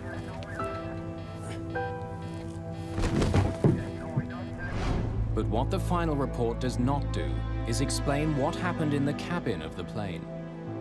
What actions did the flight attendants take? And why was Andreas Prodromou still conscious after almost 3 hours? Mayday. Mayday. Interviews with Helios safety instructors and crew members paint a tragic picture of what may have occurred. Everyone, please put your masks on. We're not sure what the trouble is, but remain calm and please remain seated. Prodromou was sitting at the back of the cabin. When the oxygen masks fell, he would have waited for instructions from the cockpit. The flight attendants sitting at the front of the plane would have done the same, but none of them would have waited forever. We made it an issue at Helios to emphasize that cabin crew should not entirely depend on their procedures, but to think on their feet and to adapt to any impending situation. In most depressurizations, the plane descends quickly. But as minutes passed on the Helios flight, the plane continued to climb. Unsure of what was going on, Prodromou would have tried to contact the flight crew. Captain Merton. But he gets no response. Can you give us an update, please? Captain Merton. With no word from the cockpit, he would have soon realized that this was not a typical depressurization. When there was no call out from the cockpit and the aircraft didn't start an emergency descent, there was absolutely no protocol. They would be winging it. By now, Prodromou must have felt that something was terribly wrong. But to find out what the problem was, he had to leave his seat. The oxygen available on the 737 is, of course, the dropout oxygen. 10% of those masks are available for the crew in case of a depressurization incident. There are extra masks per every seat row. Taking advantage of the extra passenger masks, he could have made his way to the front of the plane, a process cabin crew called monkey swinging. But if more than 12 minutes had passed, his girlfriend and the other flight attendant may have still been in their seats, and like the passengers, overcome by hypoxia. But Prodromou was a scuba diver and a former soldier in the Cypriot Special Forces. His training may have helped him to stay alert a little longer. Ο Ανδρέας δεν ήταν δειλός, δεν ήταν πολύ θεραλέος γενικά σε ό,τι ήθελε να κάνει. Δεν φοβήθηκε για οτιδήποτε. Είχε πολύ θάρρος. But to survive after the passenger oxygen system stopped working, he needed another solution. The 737 had 4 portable oxygen bottles. Each one could last more than an hour. All 4 bottles were found at the crash site. 3 of them appeared to have been used. While the F-16 pilot saw Prodromou in the cockpit just before the crash, it may not have been the first time he had gone in. As he did at the end of the flight, he could have used the security code to unlock the door earlier.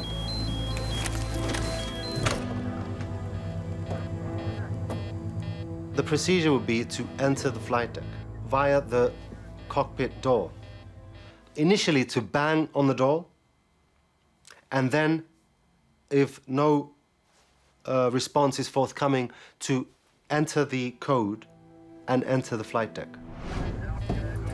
During the accident investigation, DNA was discovered on an oxygen mask in the cockpit that matched the co-pilot's. It's possible Prodromou used it to try and revive him.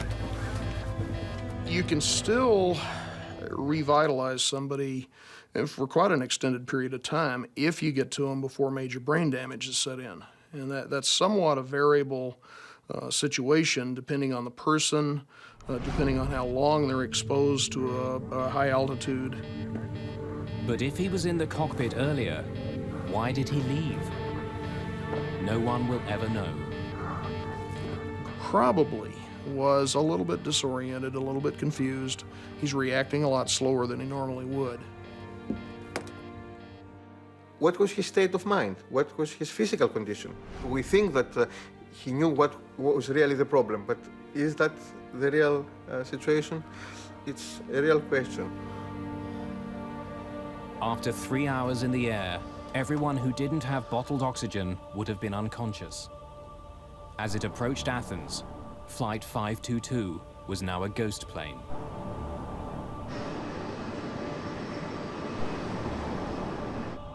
Most of the victims, they probably still had heartbeats when the airplane crashed, but almost certainly were in an irreversible coma. Hypoxia is no more painful than falling asleep. But for Andreas Prodromou, the flight must have been a nightmare. As the F-16s roared to meet the jet, and with his oxygen running out, he must have known that he too was almost out of time. Yet to the very end, he didn't give up. Prodromou made one last attempt to save the plane. When he returns to the cockpit, the young flight attendant who dreamed of becoming a pilot calls for help. But no one can hear him, probably because the radio was still tuned to Larnaca, the airport on Cyprus where the flight had taken off. Fighting hypoxia and struggling to control an airplane larger than any he had ever flown, Prodromou was in an impossible situation. Even if he could have landed the plane, it was now too late. Flight 522 was out of time and fuel.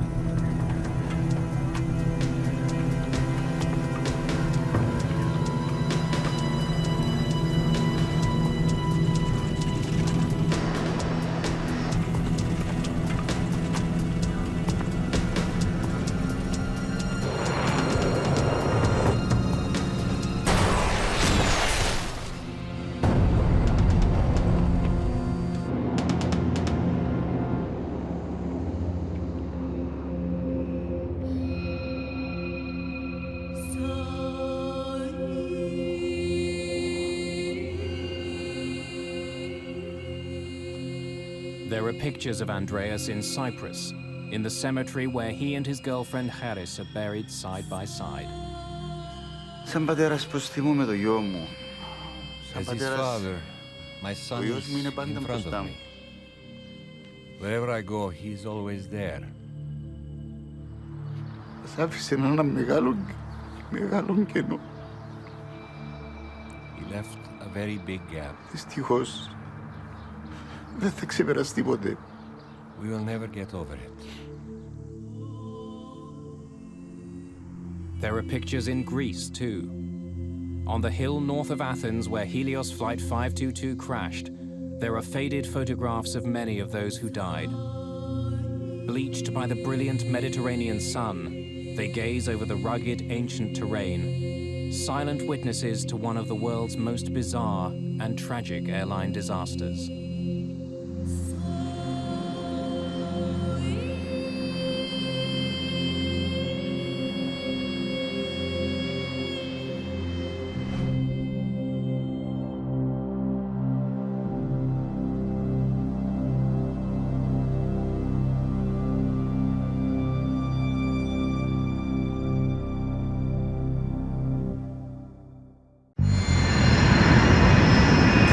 down and turn to your right. If you force it, you'll break it. This won't come out, Bob. Push the switch forward. A single light bulb is preventing a modern jetliner from landing. Screwing around with a 20-cent piece of light equipment on this plane. Struggling to fix a minor problem, a much more serious one develops. We're still at 2,000, right? Hey, what's happening here?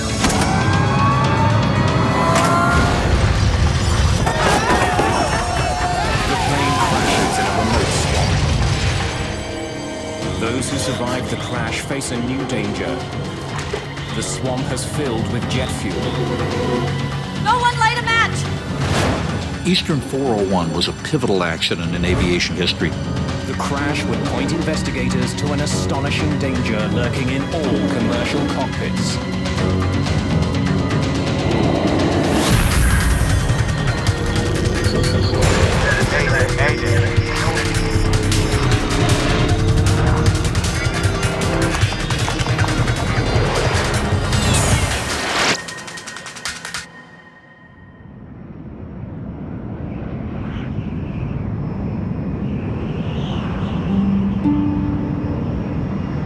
December 29th, 1972, the dawn of the jumbo jet era. On its way to Florida, this L-1011 TriStar is the most advanced passenger jet in the world. The Lucky TriStar was a fascinating bird. It was a beautifully flying airplane. It had a tremendous amount of power and a lot of innovation to it.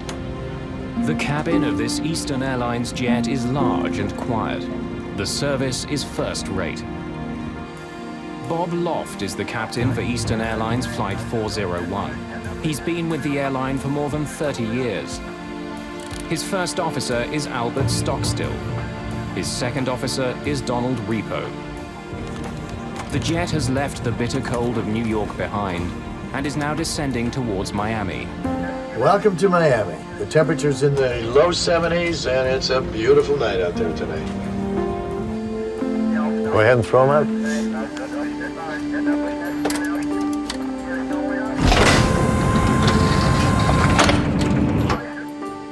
Angelo Donadeo is an off-duty Eastern Airlines maintenance expert.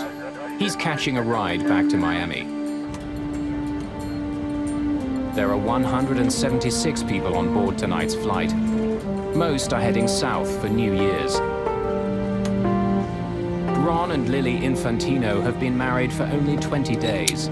They've just spent Christmas with his family. The seatbelt sign came on as normal. We're in a final approach. I look out the window there, and I could see lights at the airport. Close to midnight, the plane begins its approach to Miami International Airport. Stockstill flies the plane, while Repo performs a landing checklist. Radar. Up. Off. Hydraulic panels checked. 35, 33. Gear down. The captain notices a problem. Bird, is that handling? No nose gear. The light showing that the nose gear is locked hasn't lit up. I'm gonna raise it back up.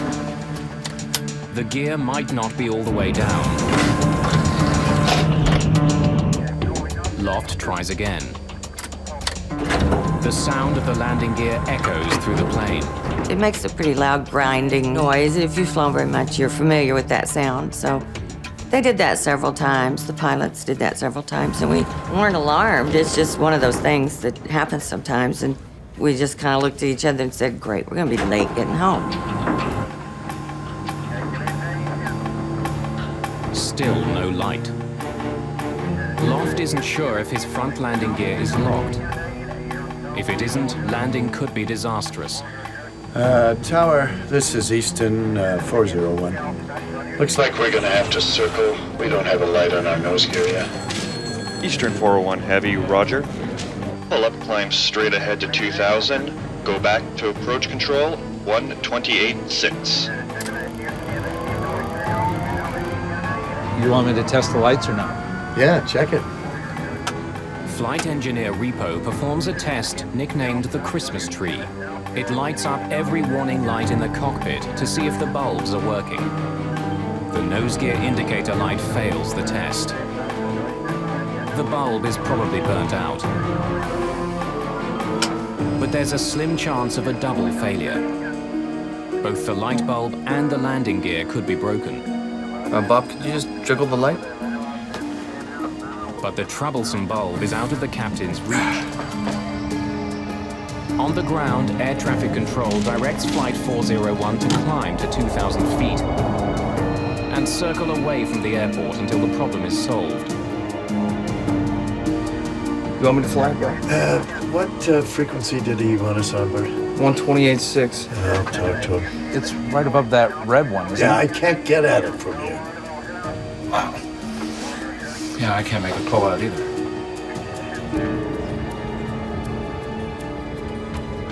It's a moonless night. As the plane veers away from Miami, there's total darkness outside. All of a sudden, it turned pitch dark again. And that means we were going back out west towards the Everglades. Co-pilot Stockstill is flying the plane, but Captain Loft needs his help to solve the problem. Put the autopilot on here. The TriStar is equipped with the most sophisticated autopilot in history. It actually has the ability to land the plane on its own. Stockstill programs it to fly at 2,000 feet. Now, see if you can get that light out.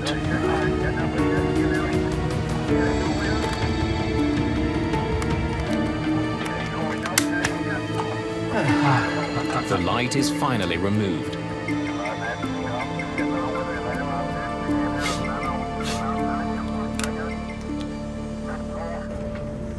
Richard Pragluski is an aviation engineer.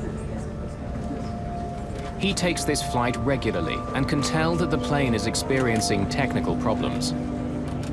He was heading out towards the Everglades. I knew there was something wrong with the plane because if you have a delay, they'll circle the plane. The irritating problem isn't getting better. Now Stockstill can't get the light back in. Now, push the switch just forward. Okay. You got it sideways then.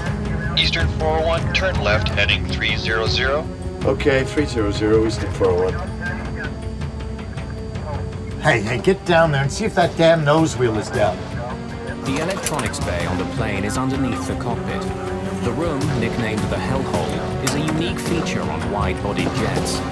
The front landing gear mechanism can be seen from there.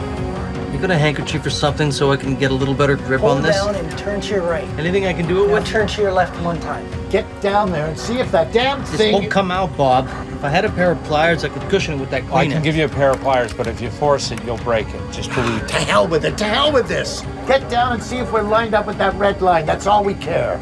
Screwing around with a 20-cent piece of light equipment on this plane. As the crew struggles to fix the problem. In the cabin, Richard Pragluski sees something peculiar out of his window.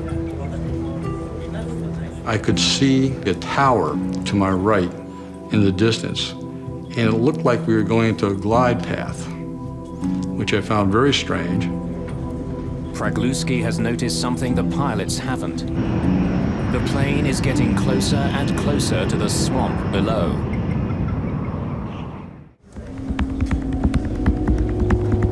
Eastern Airlines Flight 401 is flying over the Florida Everglades.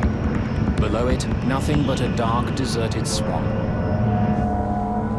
To passenger Richard Pragluski, something doesn't seem right. I felt it kind of strange that they hadn't made any announcements. But again, he was still fairly high off the ground. And I figured they would come out and tell us that when they were going to make the landing. So I wasn't overly concerned. Put it in the wrong way, huh? Looks square to me. Can't you get the hole lined up? I don't know what the hell's holding that damn thing in there. It's always something. We could have made schedule. Without a green light, they still don't know if their landing gear is locked.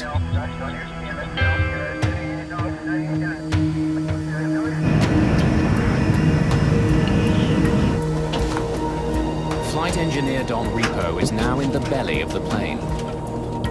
There's a viewing window in the hellhole which should let him see if the front wheels are locked in place. Damn. I don't see it down there. Huh? I don't see it. It's not lined up. I can't see it. It's pitch dark, and I throw the little light and get nothing. Wheel well lights on? Pardon? Wheel well lights on? Captain Loft has forgotten to turn on lights outside the plane that illuminate the landing gear. Now try it.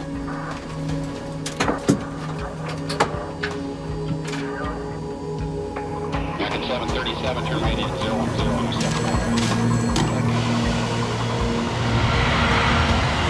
At Miami International, controller Charlie Johnson has just finished dealing with another troubled jet. National 607 has landed without incident. Fire trucks were deployed, but they weren't used. He notices that Eastern Airlines Flight 401 seems to have dropped from 2,000 feet to 900. But he's not overly concerned. It's not unusual to get false readings for several radar sweeps in a row. Eastern 401, how are things coming along out there? Okay, we'd like to turn around and come back in.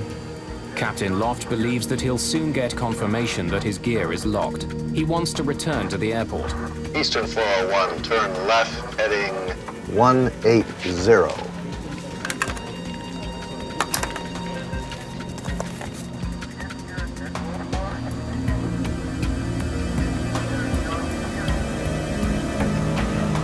The plane is heading west, away from the airport. It will take several minutes to get lined up for the landing.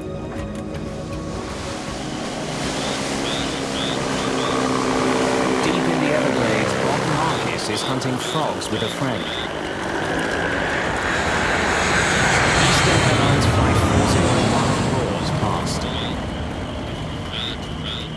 Sure, I just saw the lights blinking across the sky, and it was just a black. There's no horizon in the west, and you couldn't tell how high the plane was.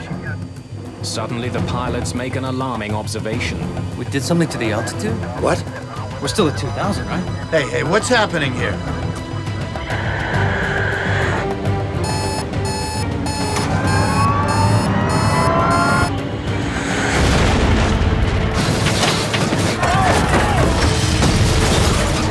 I see the lights in the cabin just flickering on and off, and I heard a noise. It was a violent whipping sensation. Then all of a sudden, all hell broke loose.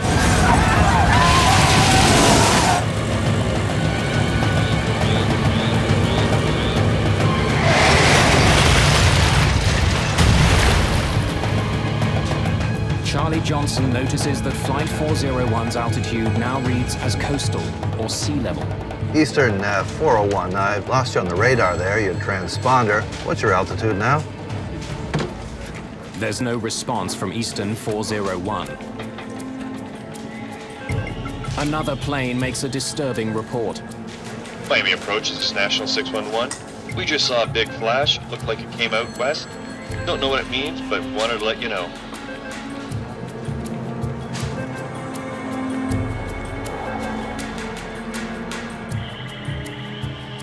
In a dark, remote swamp, those who survived the crash find themselves in a nightmare.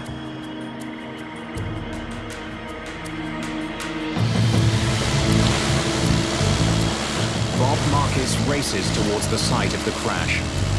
Oh, I was going as fast as I could. It took me about 15 minutes, I think, to get to the crash site.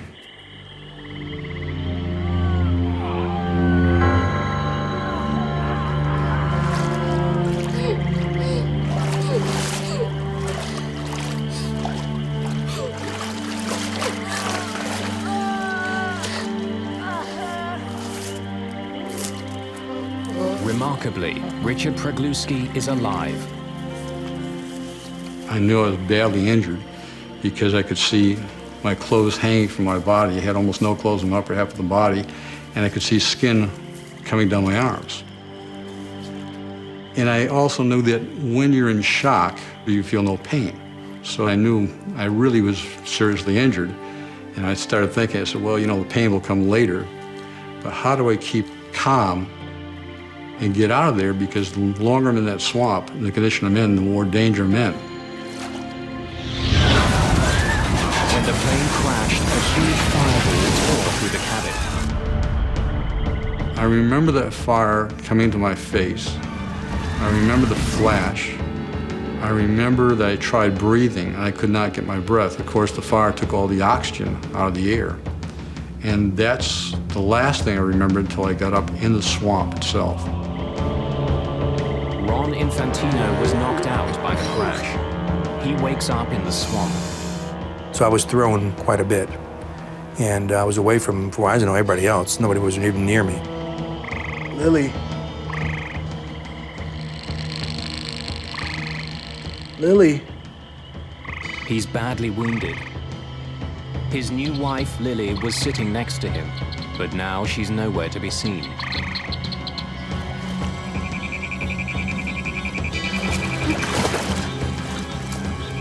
Swamp water doused the initial flames. But 20,000 kilograms of jet fuel has now leaked into the swamp. A single spark could start a deadly blaze. No one light a match! We're covered in jet fuel! What a sad thing to come through that crash and then have somebody do something stupid like strike a match and have us all just blow up. That was the real fear.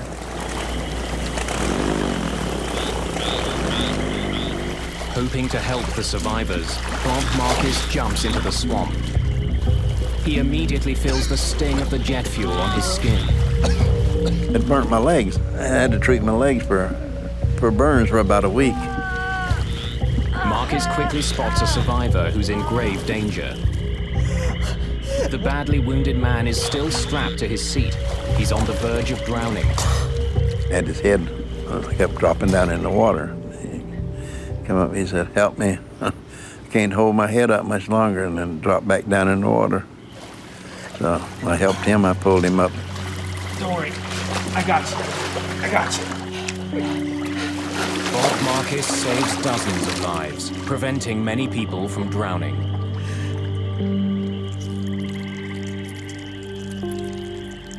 Isolated from the other survivors and unable to move, Ron Infantino now has a new reason to fear for his life. After a while, the alligators and the snakes, you could hear them in the weeds coming by, and you could hear the croaking of the alligators because they started to come back to the natural habitat. And as far as I'm concerned, if a gator came up to me or a snake, I was dead meat because I couldn't defend myself at all. And then I heard Christmas caroling. Silent night, holy night, all is calm. To rally the survivors' spirits, Trudy Smith and others sing Christmas carols. We knew instinctively that we weren't going to get out of there in a hurry because nobody knew where we were. In the middle of the swamp, midnight. So what else are you going to do?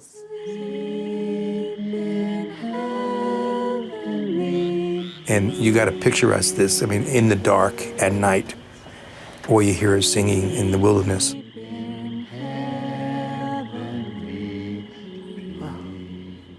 It was like being on the Titanic going down type of thing, you know? It was unbelievable.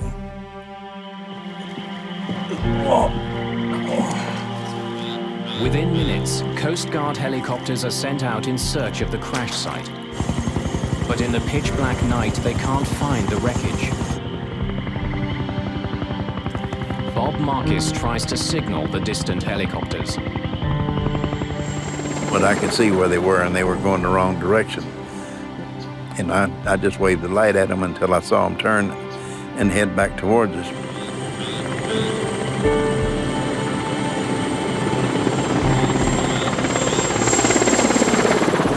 It seemed like we'd been in the swamps for a really long time when we heard a helicopter, and it was such a welcoming sound because that means somebody knows that you're there.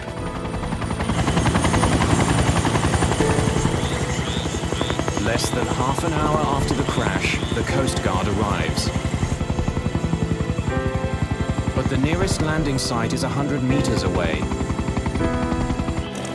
Marcus rushes to meet the helicopter and ferry the rescuers back to the crash site. His first passenger is rescue worker Don Schneck. I made it to the airboat. He asked me, where are all the rescuers? And I said, this is it, let's go.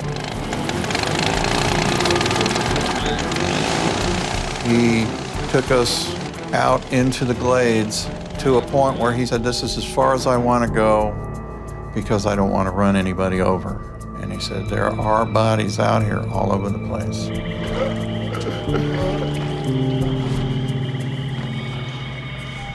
Don Schneck starts searching for survivors. I approached the large object that I had seen at a small distance and realized it was the nose section of the aircraft. He's amazed to discover that Captain Bob Loft has survived the crash.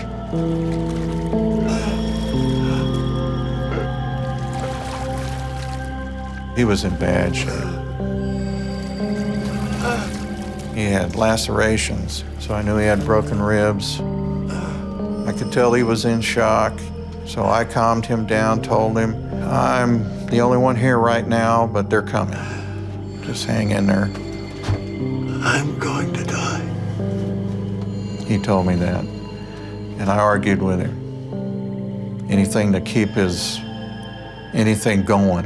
It just made me feel so inadequate because it was just me. I turned around and I looked back towards Miami and thinking, where in the heck is everybody? And at that time when I looked, I must have seen 50 lights coming. And I went, thank God. First Officer Bert Stockstill was killed during the crash. Captain Bob Loft soon dies at the scene.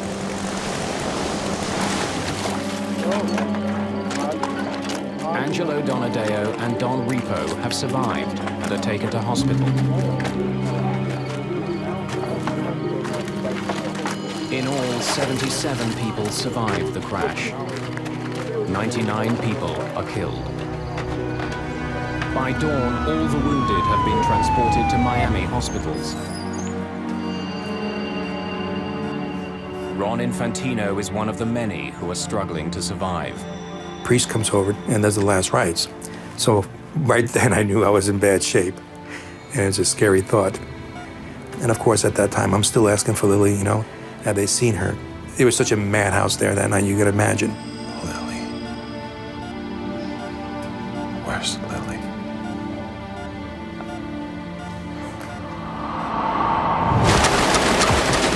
The crash is headline news around the world. It's the first ever jumbo jet to crash, and it produces the largest number of deaths in US civil aviation history. There's tremendous pressure on investigators from the National Transportation Safety Board to find out what happened.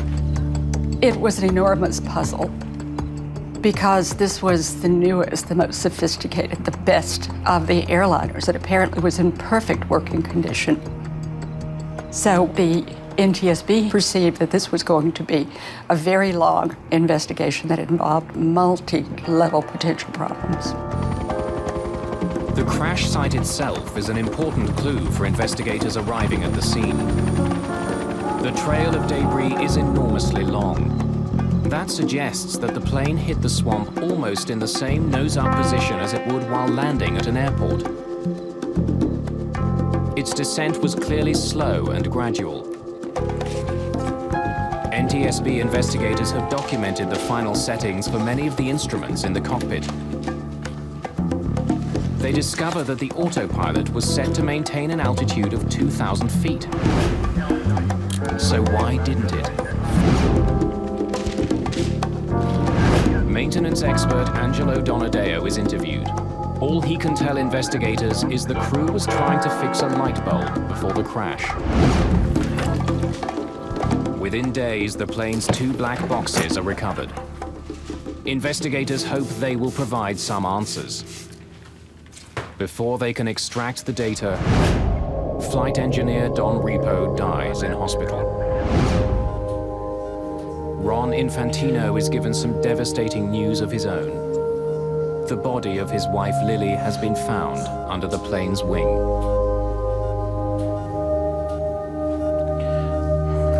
She was just a wonderful person. I was 27 years old, and she was the same age, and it was actually my first love. Infantino is haunted by the memory of switching seats with Lily just before the crash. They had swapped seats quite casually earlier during the flight when she had gotten up to go to the restroom. She was thrown into the swamp and drowned, and he lived. The swamp proves both a blessing and a curse for survivors. That's what saved most of the lives, actually. Because the plane broke up, it absorbed all the energy. And the mud absorbed it, and the plane just dispersed. The swamp water is so thick with mud, it also clogs survivors' wounds, preventing many from bleeding to death.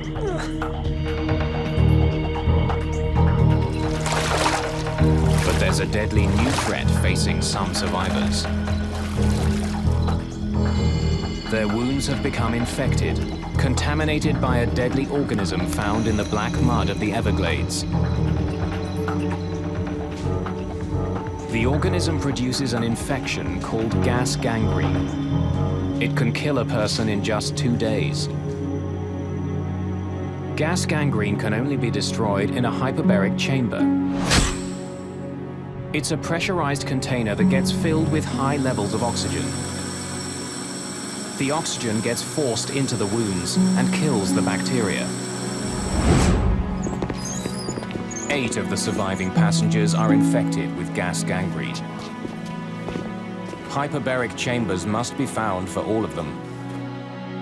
The only other way to save patients is to amputate the infected limb.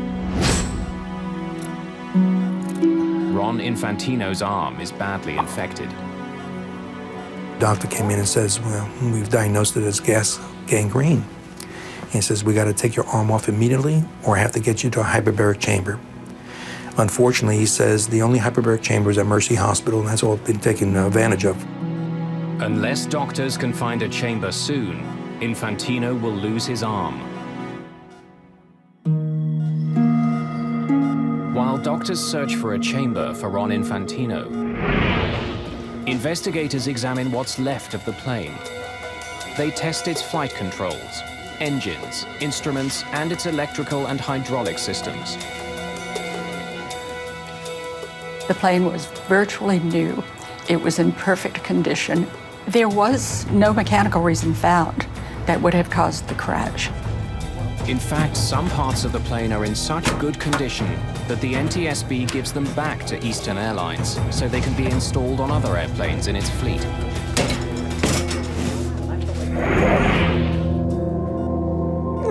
An unused hyperbaric chamber is finally found for Ron Infantino at a Navy base in Panama City.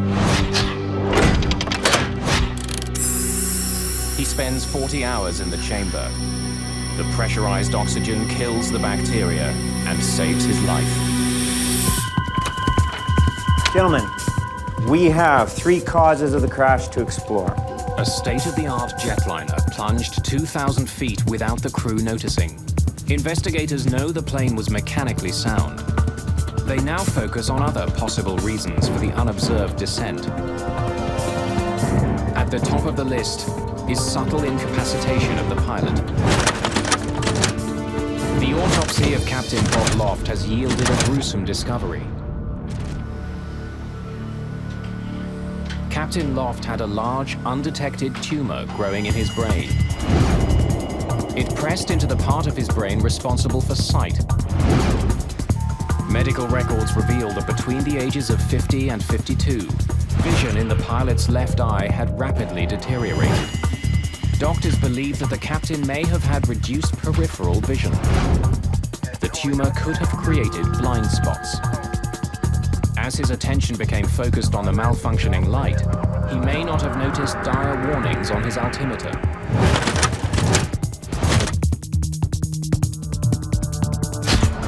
investigators consider a stunning possibility. An undetected medical ailment may have contributed to the world's first jumbo jet disaster. We're still at 2,000, right? Hey, what's happening here? Investigators learn what they can about Captain Bob Loft. They interview people who knew him and pore over his medical records. The investigators heard that Captain Loft, so far as his family and friends knew, had perfect vision. He was an expert marksman. He shot doves, particularly, which are a very small target. Loft's records show that he'd recently passed a medical in which he was issued corrective glasses for flying. But the evidence doesn't support the notion that his vision was dangerously impaired. He was 55 years old, and who gets to be 55 without wearing reading glasses? Not many. Dr. Joe Davis, who did the autopsy, told me that even though the tumor was pressing on areas of his brain that control vision, there was no reason to think that it had yet begun to affect those. He felt it had nothing to do with the accident. Investigators still don't know why Flight 401 started descending in the first place. Put the autopilot on here. Could the autopilot, which was supposed to keep the plane at 2,000 feet, have malfunctioned? The plane's computers survived the crash. They're removed and examined. 11 days after the crash, the autopilot computers are installed on another TriStar. It flies the same route as Flight 401. The autopilot holds that plane at 2,000 feet. So why hadn't it on the night of the accident? Investigators will need to explore other leads to find out. There's another question that dogs this investigation. Why didn't the Miami Tower alert the crew that their plane was dropping? The world's first three-dimensional radar had recently been installed there. It meant that controller Charlie Johnson knew the location, altitude, and speed of Flight 401.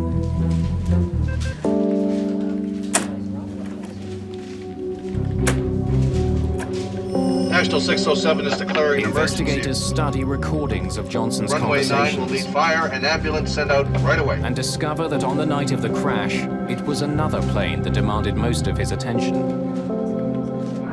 National Airlines Flight 607 was coming into land just ahead of Flight 401. That flight was having its own landing gear declaring problems. an emergency. Runway 9 will need fire and ambulance sent out right away.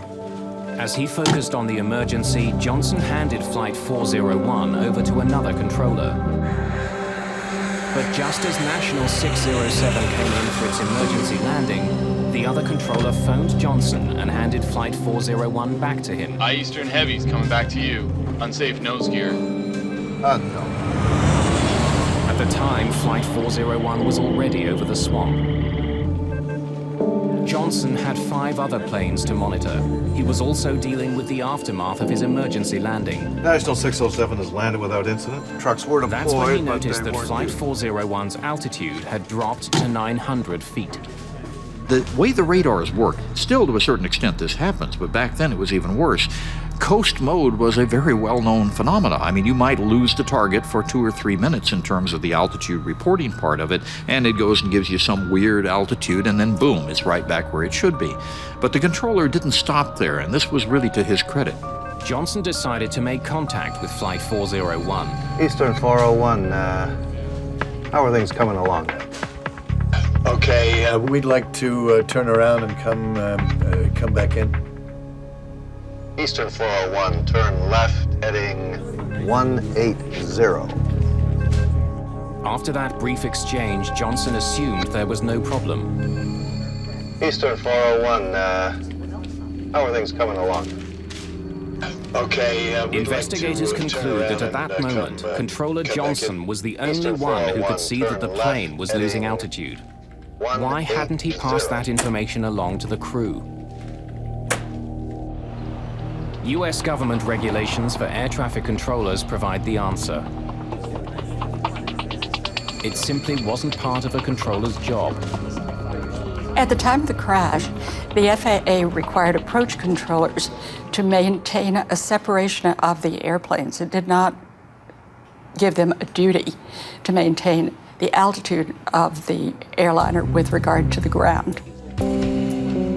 Now investigators try to determine how the plane's own warning system failed to alert pilots to their growing danger. The L-1011 is equipped with an alarm that sounds if the plane goes 250 feet above or below the altitude selected by the pilots. As investigators replay the tape from the black box, they clearly hear that alarm sounding in the cockpit as the plane passed through 1,750 feet. Did you hear that? How did they miss it? Investigators closely examine the cockpit transcript to try to understand how the alarm was missed. Put it in the wrong way, huh? Swear to me. Investigators noticed that just before the alarm sounded in the cockpit, warning the crew that the plane is too low, both pilots were completely absorbed with the landing gear light. The conversation also tells investigators that the flight engineer was below in the hellhole. The warning chime came out of a speaker at his workstation.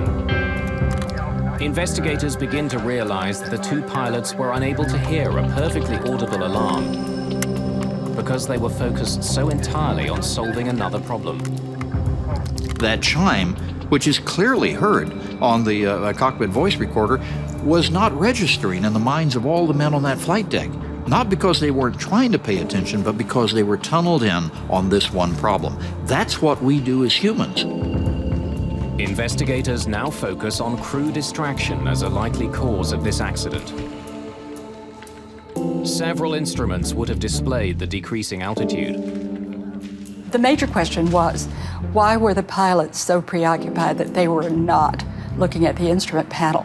They had to look at the human beings. They had to look at the interaction. They had to look at why no one was paying attention to the airplane as it began to creep out of 2,000 feet. That was scary territory in 1972. Investigators interview a number of pilots and make a startling discovery. Pilots admitted that they placed a lot of trust in the modern new autopilots flying their planes. They may have become overly dependent on the technology. Put the autopilot on here.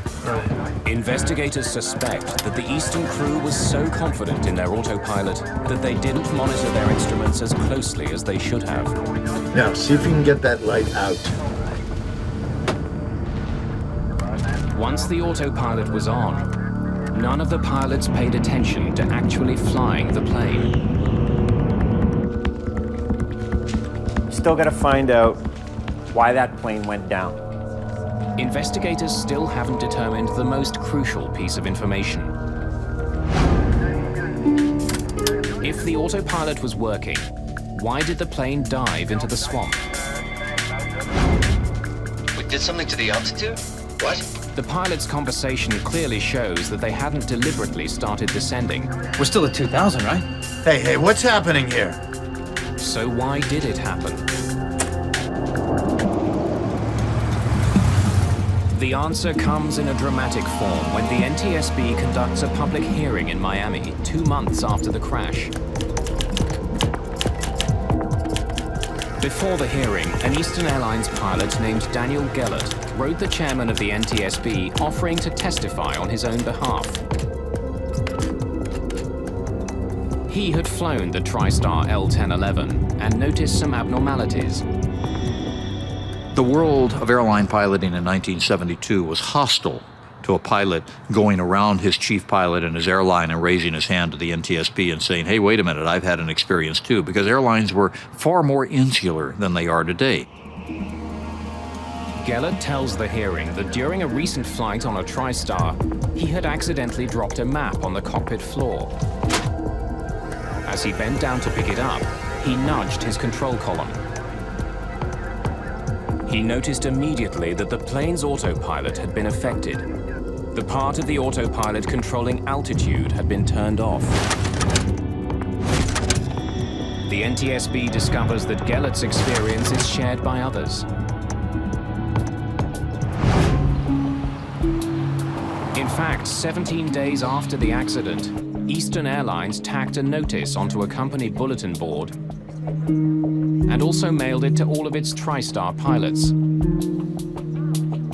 The bulletin warned against accidentally bumping the control wheel. One of the things that we built into all the modern jetliners and airliners is simply a pressure switch. So if you need to take over right now, you don't want to be wasting time down here on the panel turning the autopilot off. You just grab it and the autopilot goes away. The flight data recorder tells investigators the precise moment that the plane's altitude started to drop. It was 11:37 and 8 seconds. By studying the voice recorder transcript, investigators can tell what was happening in the cockpit at that exact time. Hey, get down there and see if that damn nose wheel is down. By turning to speak to the flight engineer, investigators believe that Captain Loft bumped his control wheel. He did it with just enough pressure to disengage that part of the autopilot that had been controlling the plane's altitude. Without anyone realizing it, a simple nudge of the control wheel started a gradual descent. On a dark, moonless night, the pilots had no visual cues to tell them they were falling. It was determined that occasionally, with just a soft bump, an autopilot had been disengaged. So before the crash, it wasn't part of the training? A training director for Eastern Airlines eventually reveals that before the Everglades crash, pilots were never taught that a bump could disengage the autopilot. The NTSB comes to a sobering conclusion. The plane crash was due to pilot error. The crew was distracted. They mishandled the plane's sophisticated automation, and they hadn't been properly trained. Eastern 401 was a pivotal accident in aviation safety history, and we really didn't know this for about 10 or 15 years in terms of the true import of what it did to us in focusing our attention on the fact that the way we handle things in a cockpit was not only not correct, but it was dangerous. Investigators also make a disheartening find. When the nose gear indicator light assembly is examined, they discover that a light bulb inside is burnt out. Go ahead and throw them out. Flight 401's landing gear was locked.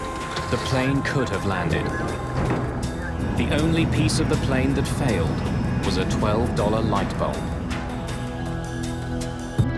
The full legacy of Flight 401 will take years to unfold. It will ultimately alter how pilots are trained and how accidents are investigated.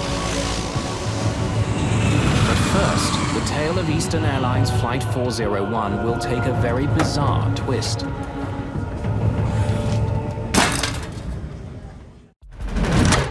As far as the NTSB is concerned, the investigation into Eastern Airlines Flight 401 is over. Several recommendations were laid out to prevent similar accidents. Those include new regulations instructing air traffic controllers to warn pilots when they're getting too close to the ground. But 4 years later, it became clear there was a bigger lesson to be learned from Eastern Airlines Flight 401.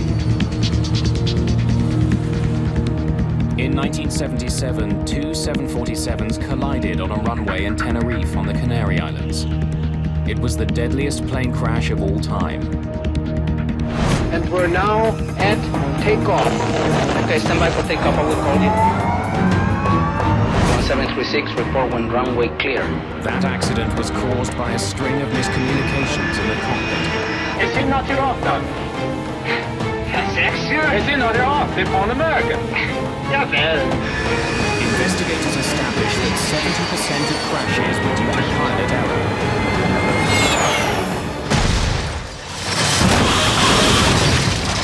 Both of these accidents, Tenerife and 401, what you see is crews dedicated to doing a good job, but not realizing that they're human, not realizing how many things can go wrong if you don't appreciate how human beings fail.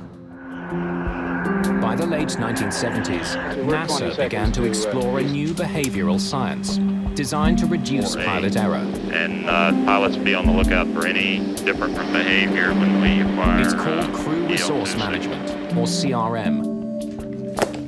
Crew resource management simply means that we're not going to have one pilot leading and everybody else following. It means that the captain has to be a leader and listen to and interact with his subordinate crew members, and the subordinate crew members have to speak up.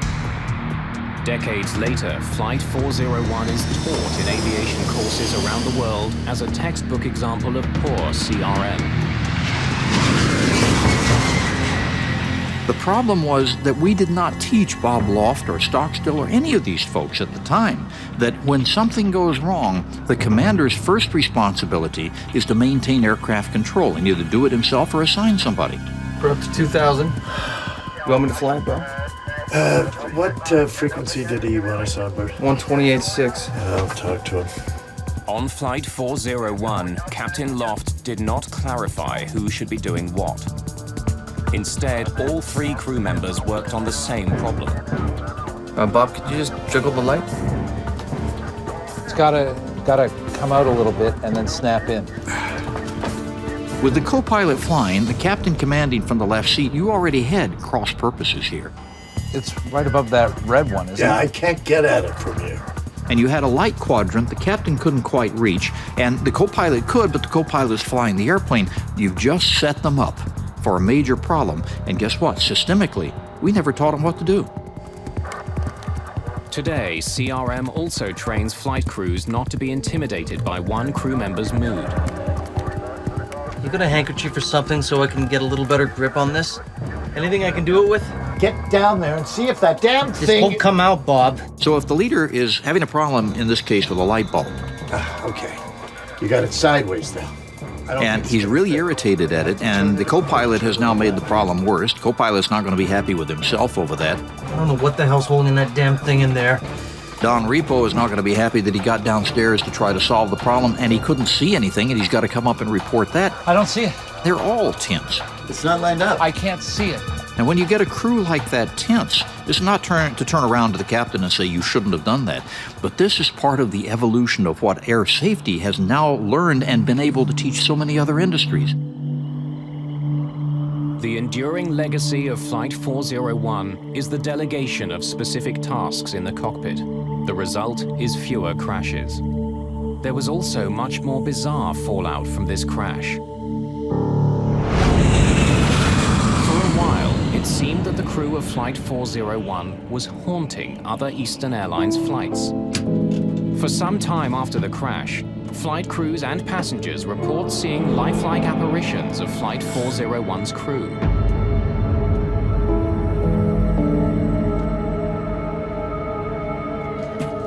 Many of the ghost sightings were on aircraft fitted with recovered parts from Flight 401. The ghost stories spread quickly.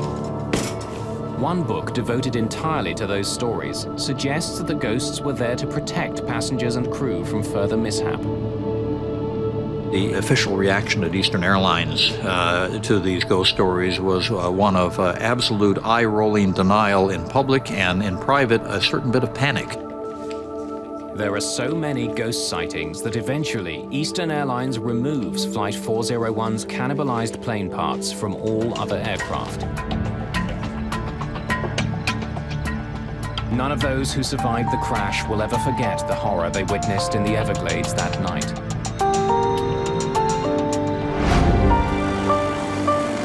And 35 years after their ordeal, many of them returned to that swamp to finally recognize the heroic efforts of Bob Marcus. They have found We're here today to recognize and to say thank you. Many of the ones who lived because Robert Marcus was there with his airboat. He saw them drowning and decided that the thing that he could do would be to save the ones he could save.